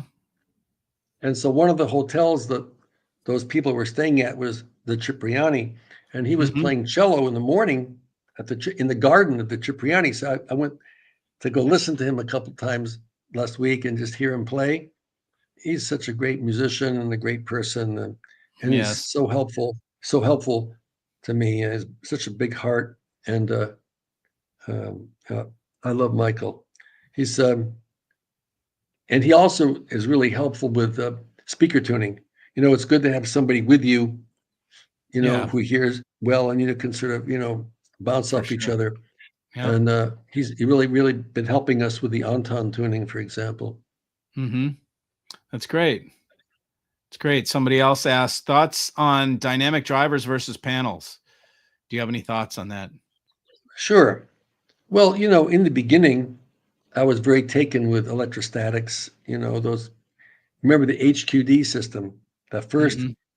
sort of mega system I developed in 1976 with two quads on stands with a deck of ribbon tweeter in the middle and 24-inch Hartley woofers and big cabinets.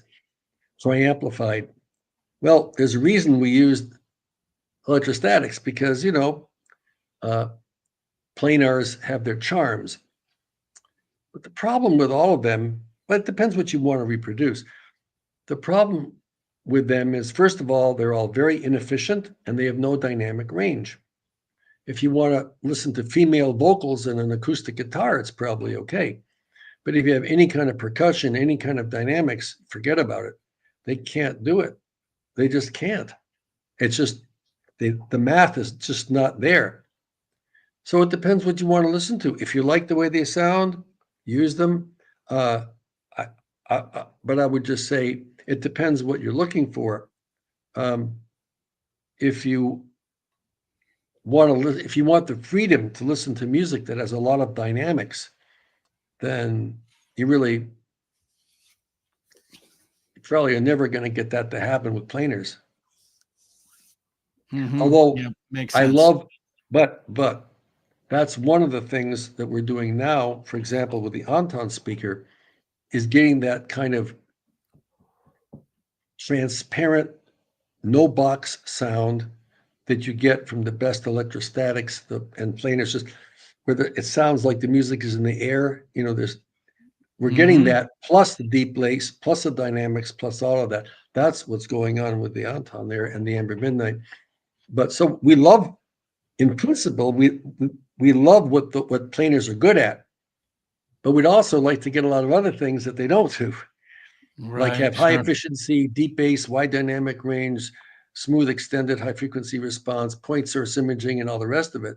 So we just like to get it all. Yep. Yeah, absolutely. I've got, let's see, where am I? Right here. Oh yeah, somebody asked, what is Mighty Cat? What is the Mighty Cat chip? Okay, the Mighty Cat chip is an audio amplifier with digital in and analog out, designed by Skip Taylor. And the topology is very different from anything else.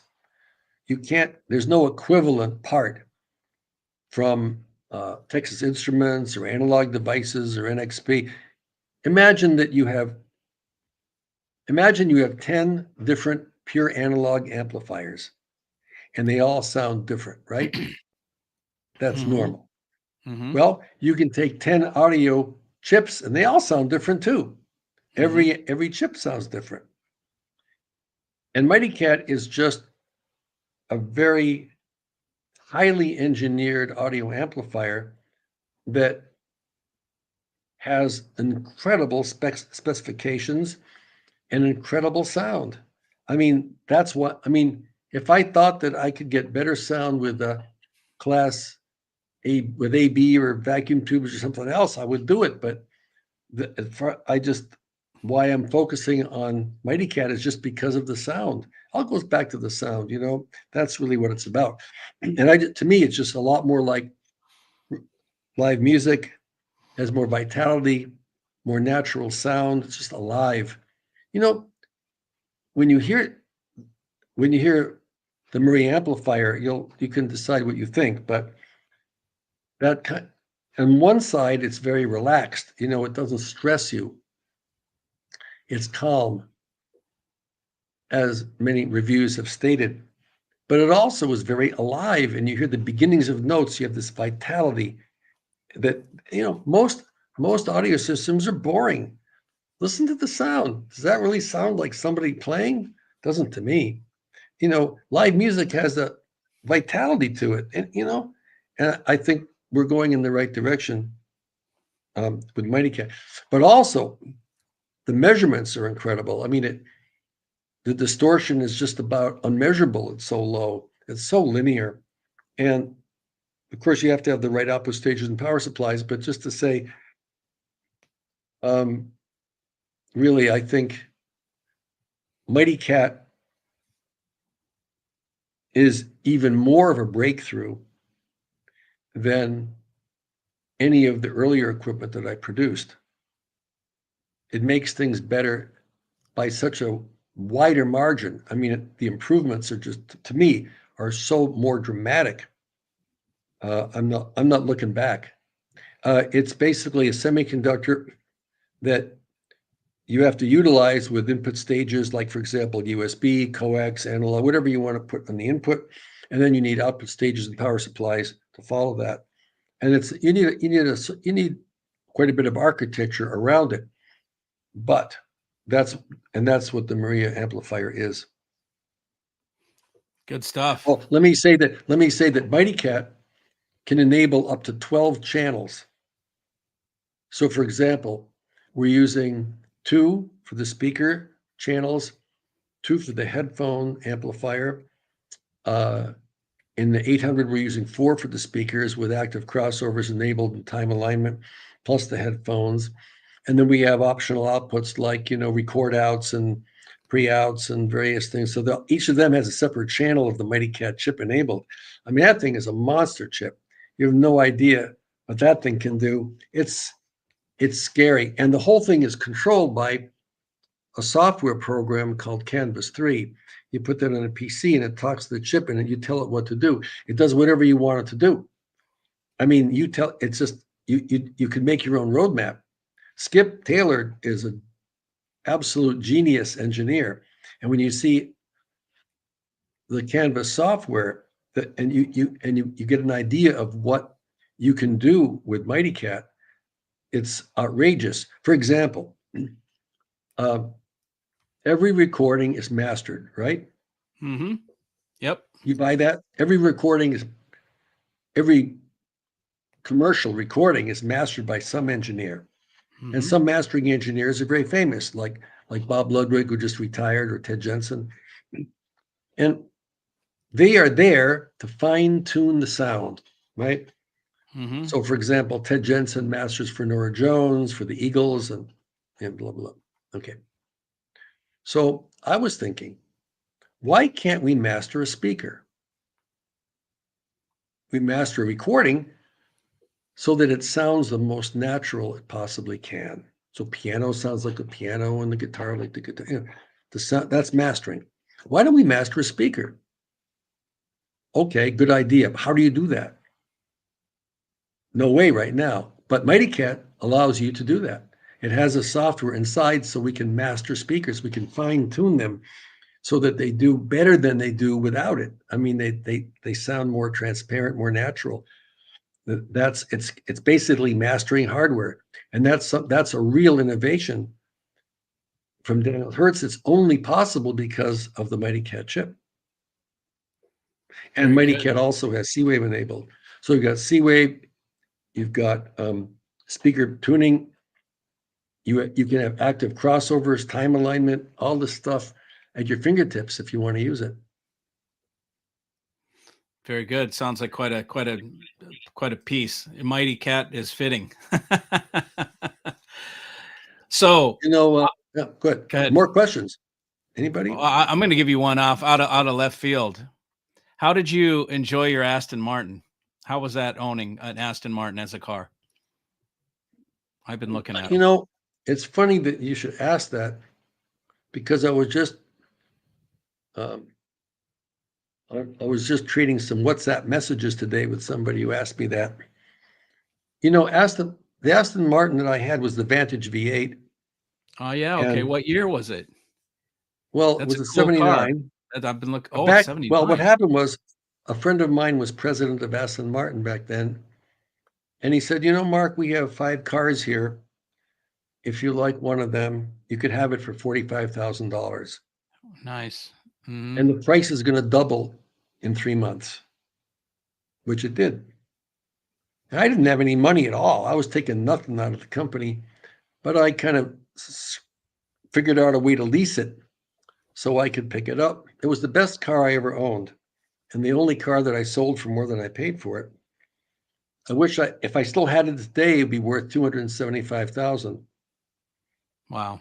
The real value of that car was not so much the car itself, it was what I learned from it. It was an inspiration. First of all, most people buy a car because of the way it looks. But that car, it wasn't about the look by itself. It was how it was engineered. What that car could do is mind blowing.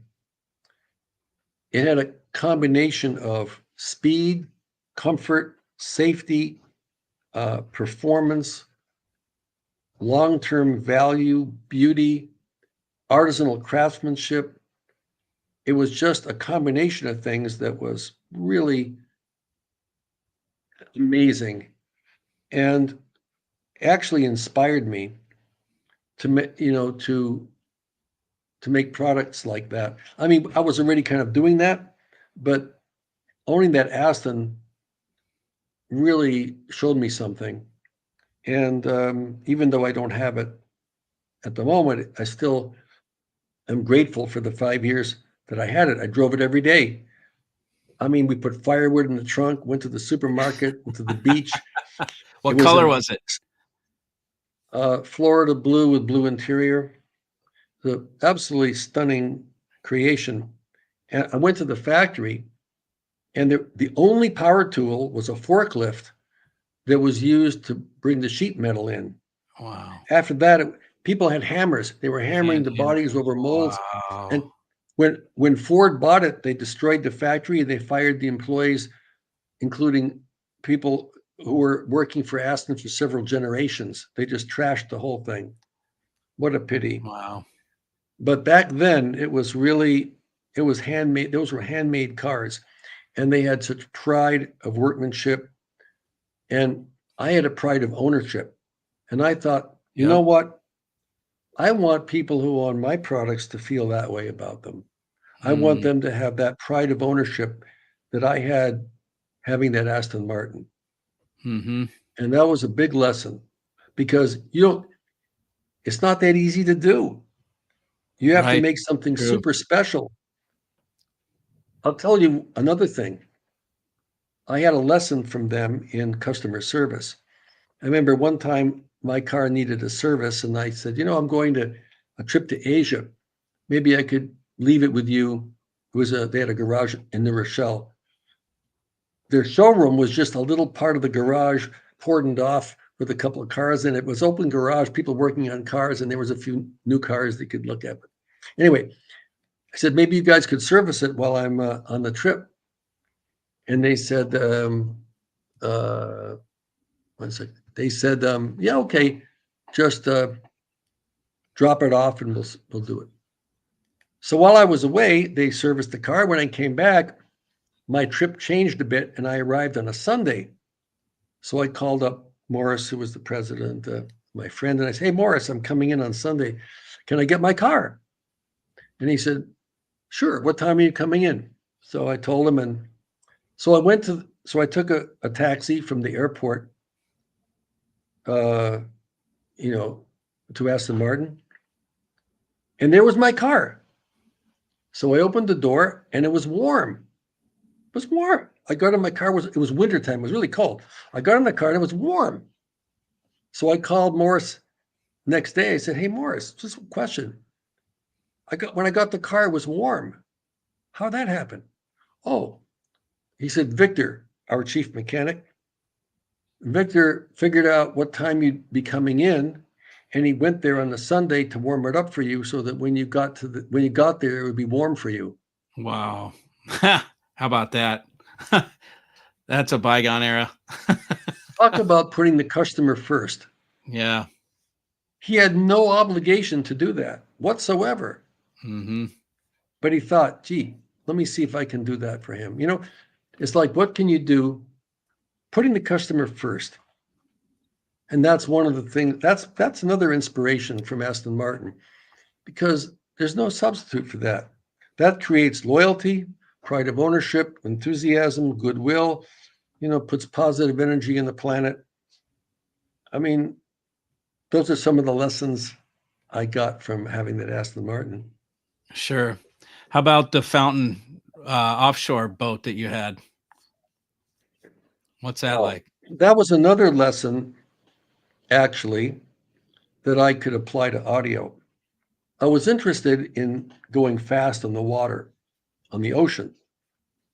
And after some experiments, I discovered that if you wanted to be comfortable, you needed a certain length, which in that part of the ocean was 13 meters, about that. But to go fast with 13 meters, the boat had to be thin and it had to have a lot of power, because to push a boat in order to plane means you have to go above the water. You have to go above the water, like on top of the waves, Mm-hmm. And to do that with a 13-meter boat took 3 V8s. Wow. Yeah. So I got this fountain that had triple 510 horsepower supercharged V8s, and it did it. Now, what's the lesson there? The lesson is, well, think about what you want to do and do the math. Because if you don't have the math, it's not going to work.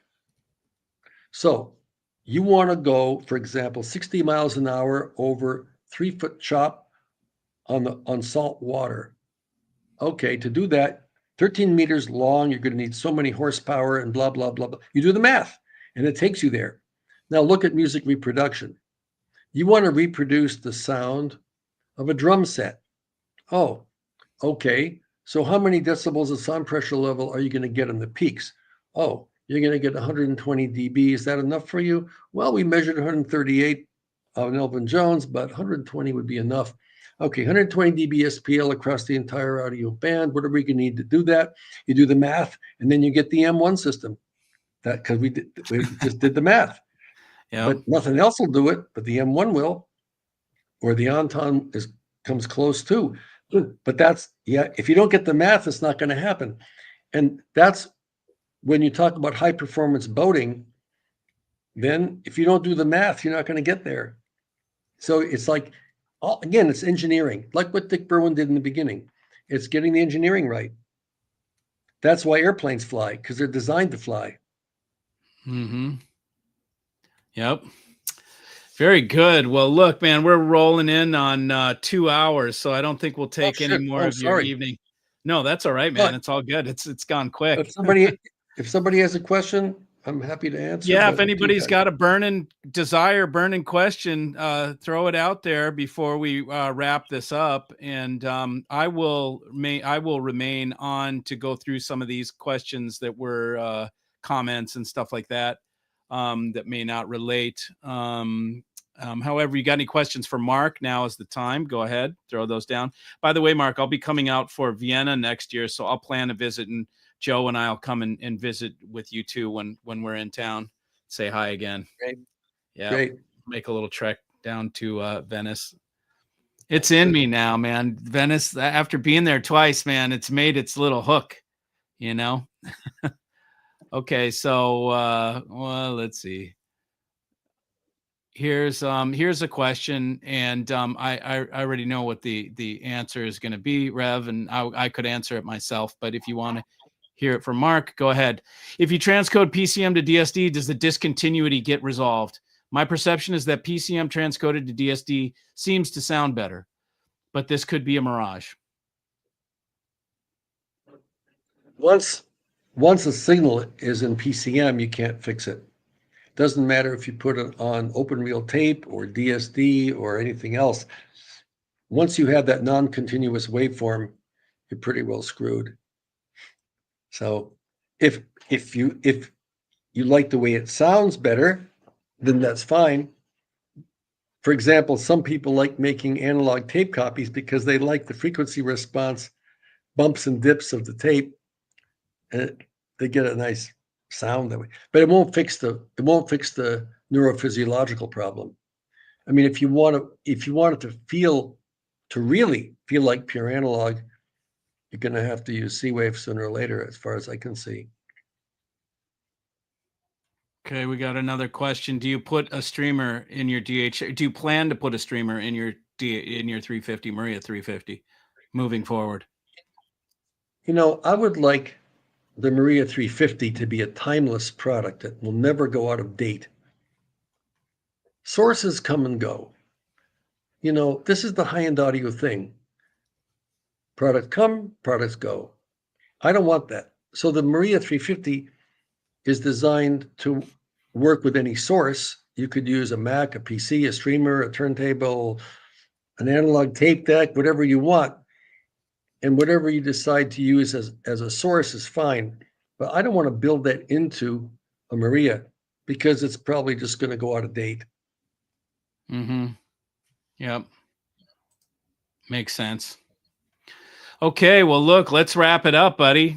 Thank you so much for your time. I think everybody was very happy to see you and to hear what you had to say. So thanks for joining us. We'll have you back on another edition. We can talk more and go into more about the Daniel Hertz. I'd like to thank you so much for this opportunity, Mike. Really appreciate it. Absolutely, man. Good to see you. Okay. Take care. Take care. Bye-bye now. Okay, gang. Thanks everybody for your attendance. I am going to see if I can go back and cover. I'm going to try and do this quick because some of this stuff was I can answer, and we didn't need to bring this to Mark. Let's see. Okay. Okay. Mark made some awesome Class A amps. Yes, with the help of some of his favorite designers. Mark hired the talent, and he's very gracious about giving credit where credit is due. So that's very, very gracious of him. Huge interview. Yes, really great to have Mark with us for sure. Hi-Fi Mafia. Yep, exactly. That's what we talked about before. JC2 preamp, can it be fixed? Of course it can, man. Get yourself a good repair person, and you can absolutely fix any, especially that older stuff that's through-hole design. Unless it has some sort of weird logic chip that is no longer available and the logic chip is cooked. But if it's pretty straightforward through-hole design, like he was talking about, drilled through the boards or what have you, that was probably the JC1. But yeah, you should be able to find a repair shop. Let's see. Okay, we got that. Okay, use the computers went from Magna. Okay, let's see. Makes a lot of things. Okay, same thing. Is it efficient if it has a high sensitive? Emergency is just great. I think Wilson's and other overcritically range. Yeah, that's an interesting point. I think Wilson's and other overpriced speakers deliberately make speakers tough to drive to boost sales of monster amps. Makes sense, right? You just keep it low efficiency so you can sell these giant $100,000, $200,000, $300,000, $400,000 monster amps, these heavy iron things that are really, I think, going the way of the dinosaur. It's just a spectacle anymore. It's not needed. Um, it's just there as a legacy spectacle, in my opinion. Um, let's see, and I'm just reading through this. Yeah, every time Rachel says, every time I've heard Mark Levinson gear since the late '90s, it sounded pretty one dimensional. That's after Mark. It got in the hand of investment bankers and investment groups, and they peter companies out. You've heard me talk about this many times. Mark is the visionary. Mark is the ears behind. He's the visionary and the ears, and then he hires his talent to create the products. Mark listens to it, tunes it, has the vision. Once Mark was gone, that company had no visionary at the helm. It's just the bean counters at that point. And once you put bean counters, i.e., accountants or guys that are just, it becomes corporate greed at that point. How do we make money? Mark touched on that a little bit. Not at all about the sound quality. There's no passion anymore. So you're absolutely right. That's why I asked when he left. So if any of the folks out there are trying to buy used Mark Levinson gear, you would maybe go for the, stuff prior to 1985. I would say they probably carried some of the designs up through the half the 80s anyways.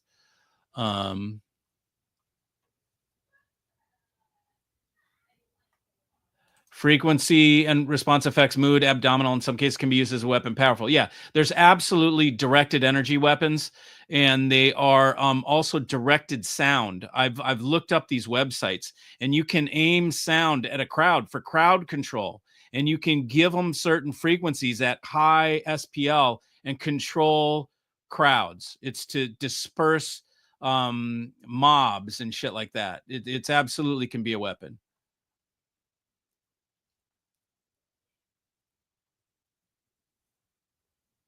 Let's see. Wow, he gets it. Yeah, imagine that. Genius, of course. Yes. Once you've heard analog, the rest probably sounds like crap. Well, analog gives you a good point of reference. As you can see back here, I've got master tape. These are 24 track actual session reels. And then over here, I've got hundreds of 2-channel mixes where it's the full mix. And very shortly, you'll see a tape player in my rig, and we can do some comparisons. I have compared real time. What Mark talked about is DSD was, unbeatable, but we can't get it, is what Mark's point was. And we can get it, but it's just very, very little amount of content rather that is pure DSD. His Red Rose recordings is one example of pure DSD. The only way you can do that is without running it through a mixing board, because unless you have a Sonoma rig, which I think there's only one out there in use. I can't remember the name of the guy who's got it. And it may not even be in use anymore. Andreas has another one from Playback Designs because he designed it. That's the only thing that can mix in DSD without any PCM conversion, but they didn't make it out into there was no widespread acceptance of that Sonoma system. It was made from Sony. It's called a Sonoma rig. So very few things, if any, there's just very little content. Now, Mark said if you take a master tape and you copy it, or you make a DSD copy of a master tape, then you're going to have the real deal. Well, I've got all of those over there. Those are all master tapes that I will convert to DSD. And anybody who has a Playback Designs that's part of the tribe will have privy to a collection of master tape rips that are direct to DSD. So if you have a Playback Designs, you will have theoretically the best playback. It will be indistinguishable from master tape when played back on a Playback Designs DAC. And I have the ability to show you guys the difference. I can play a tape and then convert it to DSD using a playback A to D converter. And then we can listen to the digital conversion and then the master tape, and then we can go back and forth. It's indistinguishable. So let's see what else.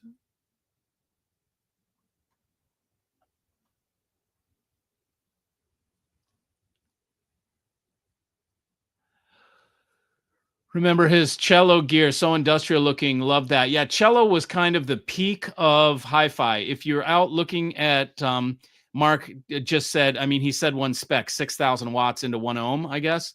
Um, that was the pinnacle of hi-fi. I consider cello to be the pinnacle of hi-fi. I think they took it to the extreme. They kept getting more extreme, more extreme, more extreme. And I think cello was the peak of extreme hi-fi. And then from there were other considerations. They just realized, okay, we've reached the pinnacle of Everest. Now maybe we want to make something that people don't die on the way, or something else that makes a little more sense. But they definitely reached the pinnacle with cello. It was amazing stuff. And the cello audio palette, which is a EQ with dials on it, it is an extremely collectible piece to this day. And same with the amps. I know a local mastering guy that still uses those performance amplifiers that he was talking about.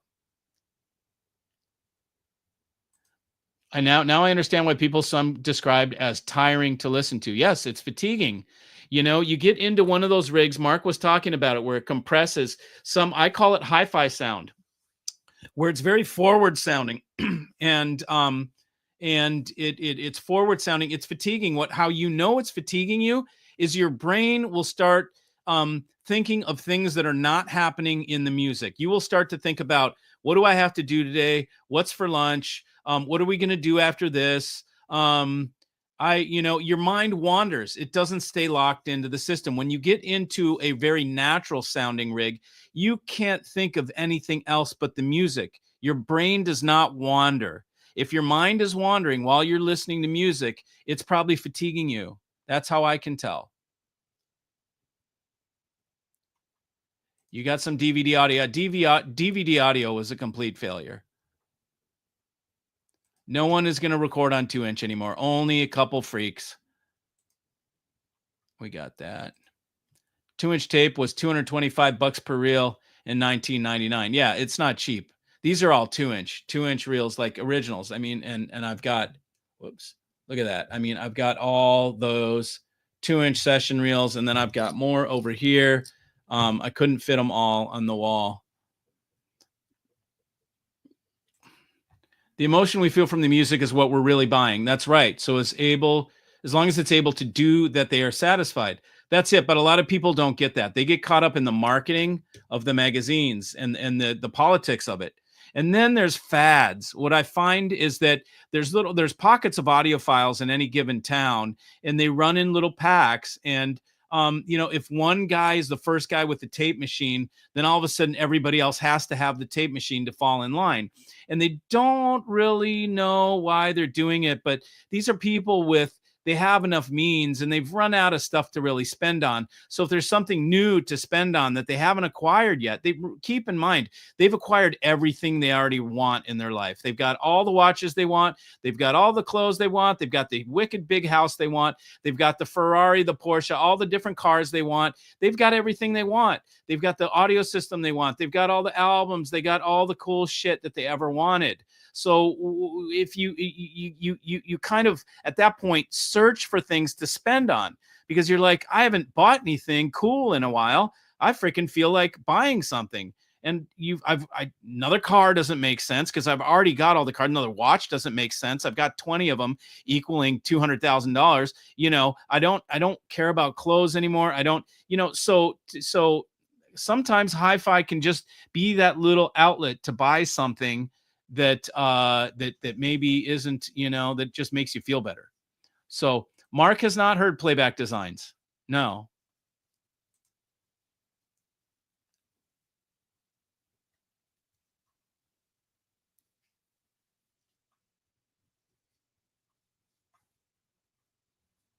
Let's see. We got to that. Besides Dick. Okay. What is a mighty cat? How to see way? A lot of streamings. Yeah, we answered that. Yeah, he's talking about asking Mark about his amps. It's almost like asking which is your favorite child. And just Mark is on to better things. You got to understand, through a trajectory of time, you are learning along the way. Just like my trajectory, the things that I was into 10 years ago, 15 years ago, are definitely not the things that I'm into now. I value single box solutions. I value simpler systems. I did not value those a long time ago. I used to want all the boxes. The more boxes and the more I could fill up a rack, the more studly I thought I was. I can show off this full, it was a pride thing. Look at all the boxes I have. I'm such an audiophile that I have 15 boxes just to make music. Okay. That has changed. Okay. And that's what I was saying to Mark in the beginning. It's becoming clear. It's there is a clear path. And if anybody follows along this audio journey, typically people will go through the same stages. It's exploration at first. And then it's, you realize that it's really can make differences. And then you realize about cables, then you realize about tweaks, and you go down this thing. And then in the end, you get to, Jesus, I just want the music and let's make it as simple as possible. You know, that's kind of how I look at it. Let's see. Maria is Class D. Yes. And it's a special Class D. A comparison of the Maria and a Roland of the same price. There is no comparison between the two because the Maria is, I think, 14,000 US dollars. There is no Roland. There is no Roland. Hang on here. I got it. Okay. There is no Roland in that same price. The Roland integrated is 50 grand. It's 1600 watts at 8 ohms. It's also Class T. It's got a world-class DAC. That would be interesting, but it's 14 grand versus 50. So there is no direct comparison way to do that.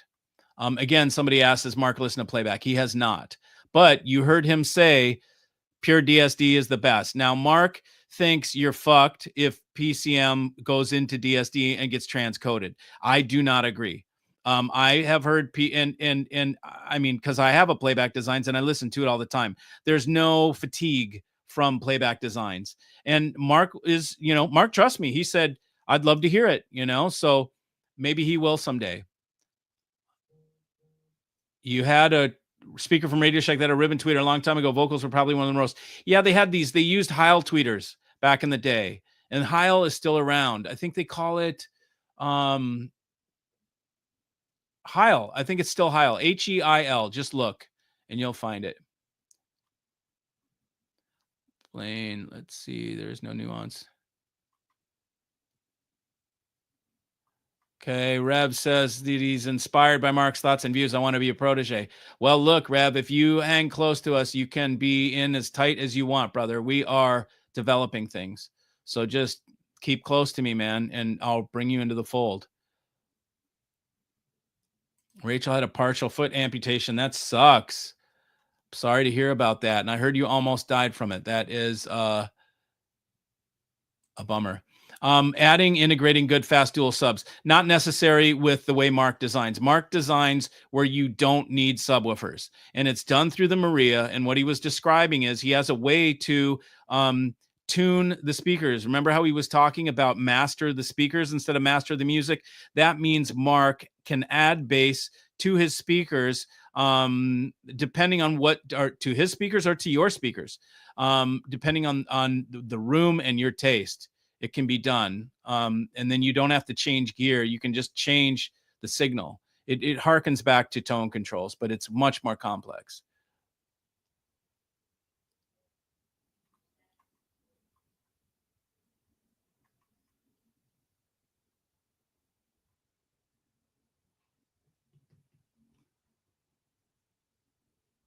Sorry to hear about your foot, Rachel. That's a bummer. I'm really sorry.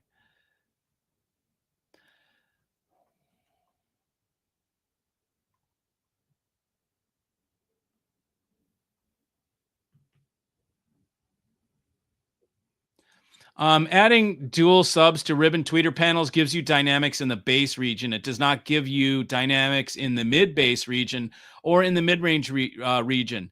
And if you think about a snare pop, that is very dynamic. A snare has body to it. And if you are listening, depending on the music you're listening to, if you have a hard snare hit, it may not come out as well on a panel. Dan Huff speaks highly of DH gear. Yes. It's good stuff. I've got some, I sell it, I've got it here. Audio gear needs more cute names. Mark is into cats, by the way. He had a bobcat. Mark is a feline guy, and he gets the big cats, not little house cats. I think he's got a little house cat now, but he had a lynx or a bobcat. He had a bobcat. I can't remember if he had a cougar. Definitely had a bobcat.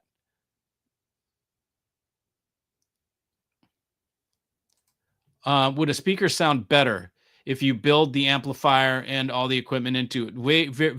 Way too much of a general question.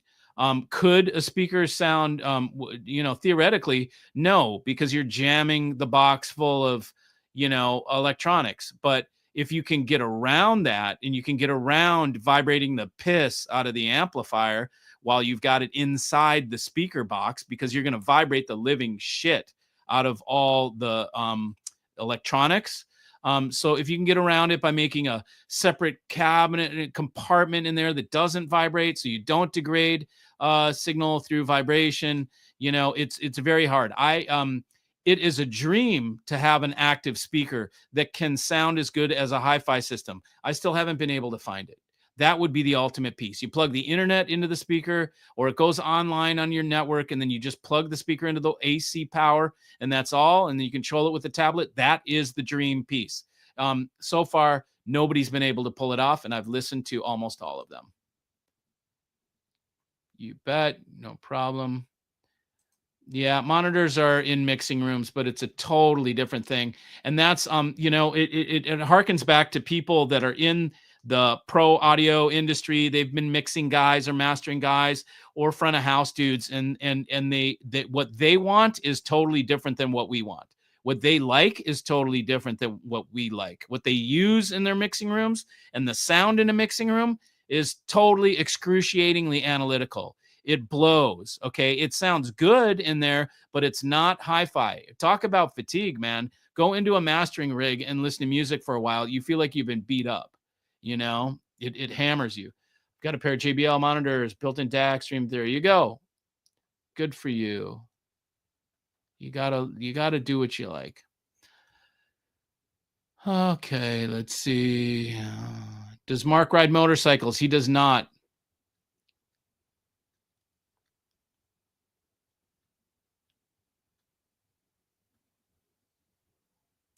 When will you build a DAC with C waves in it for vacuum tubes, amplifier levelers? He probably won't. Mark is about a complete solution, including the amplifier. And I doubt he's going to go into vacuum tubes. But I think you might be able to use Daniel Hertz Maria and just go straight out of it to another power amp. It's probably, I think it does have a pre-out. We can find out. Last handmade Aston Martin was $90.99. Everything in the business is recorded 24-bit, 2448, 24. 2448, 2496 is probably the highest that it's ever played with. Nobody wants the gigantic files. Right. The industry doesn't need high res. Only we want it.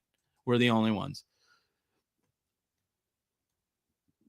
I can imagine what the real files he's talking about sound like. I have in my streamer right now on my hard drive rips that I've made from these tapes already using a Playback Designs A to D, ripping the DSD times 4, and it's indistinguishable from the master tape. That's how it sounds. Exactly like the master tape.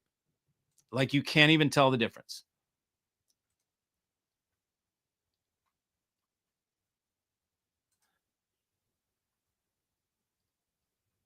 Everybody says, thank you. Thank you, Mark. Thank you, Mark. Good show, guys.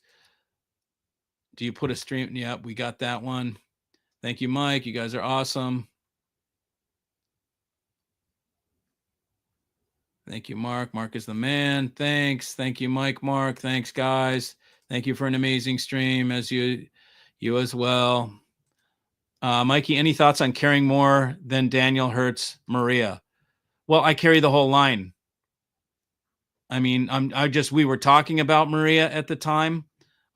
So that's what I was referring to, but I carry the full line. I have many things that I carry that you guys don't know about that I am going to bring in proper time. I don't come and bust my nut all at once. I hold off. I edge you guys with my offerings, if you know what that means. And if you do, you're just as pervy as I am. But yeah, there is no come and blow a big load of a bunch of products all on the site at one time. I take my time with them and then I introduce them one by one. I do not bring in a bunch of used stuff just to make content and whatever. I stick with what I think sounds best. And I have very few offerings because I stick with them and I have the same ones year after year. What's up, everybody? What's up, David? Great interview. Marcus Pudding at great people together.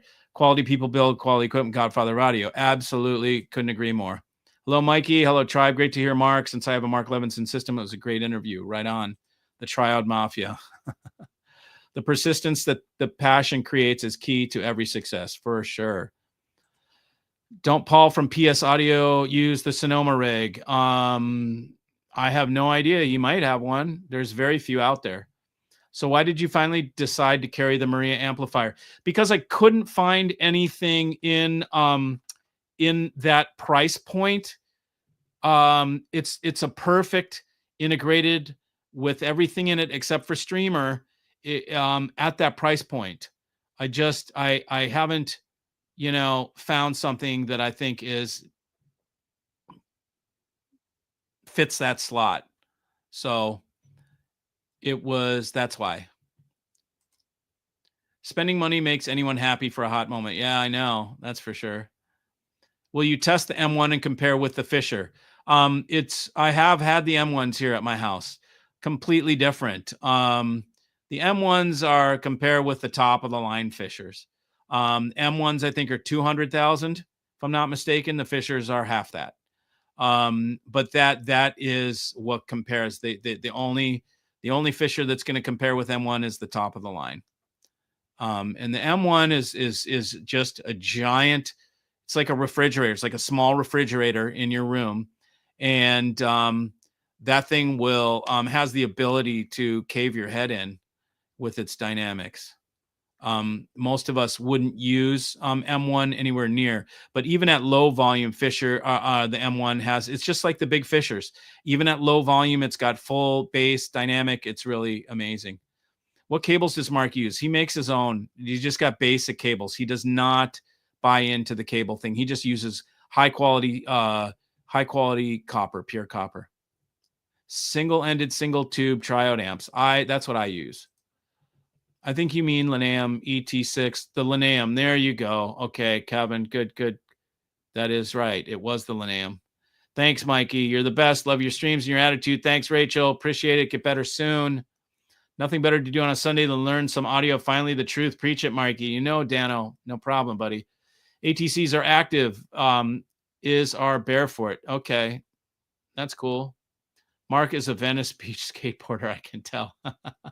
I don't think he's ever lived in Venice. I have lived in Venice, however, but I'm not a skateboarder. The Maria 350 is a 2-channel. Yes, it is a 2-channel. Why is everybody thanking me? Oh, Mark and Myrtle. Maybe that's what he's talking about. Mikey, any good recommendation of a good Nika? Yeah, man. Nicaraguans are the ones that I love. I'm not a Dominican cigar guy. A pretty solid go-to is any of the excuse me, any of the Tatuaje line. T-A-T-A T-A-T-U Tatu-A-J-E. Tatuaje are solid across the board. Good Nikas. My Fathers are good. Just stick with those two, man, and you will not be disappointed. All right, everybody, I got to go. 2 hours and 18 minutes, man. Eating up my Sunday. Thanks, everybody, for joining. We'll see you on Wednesday for another edition of the Mikey live stream. All right, see you.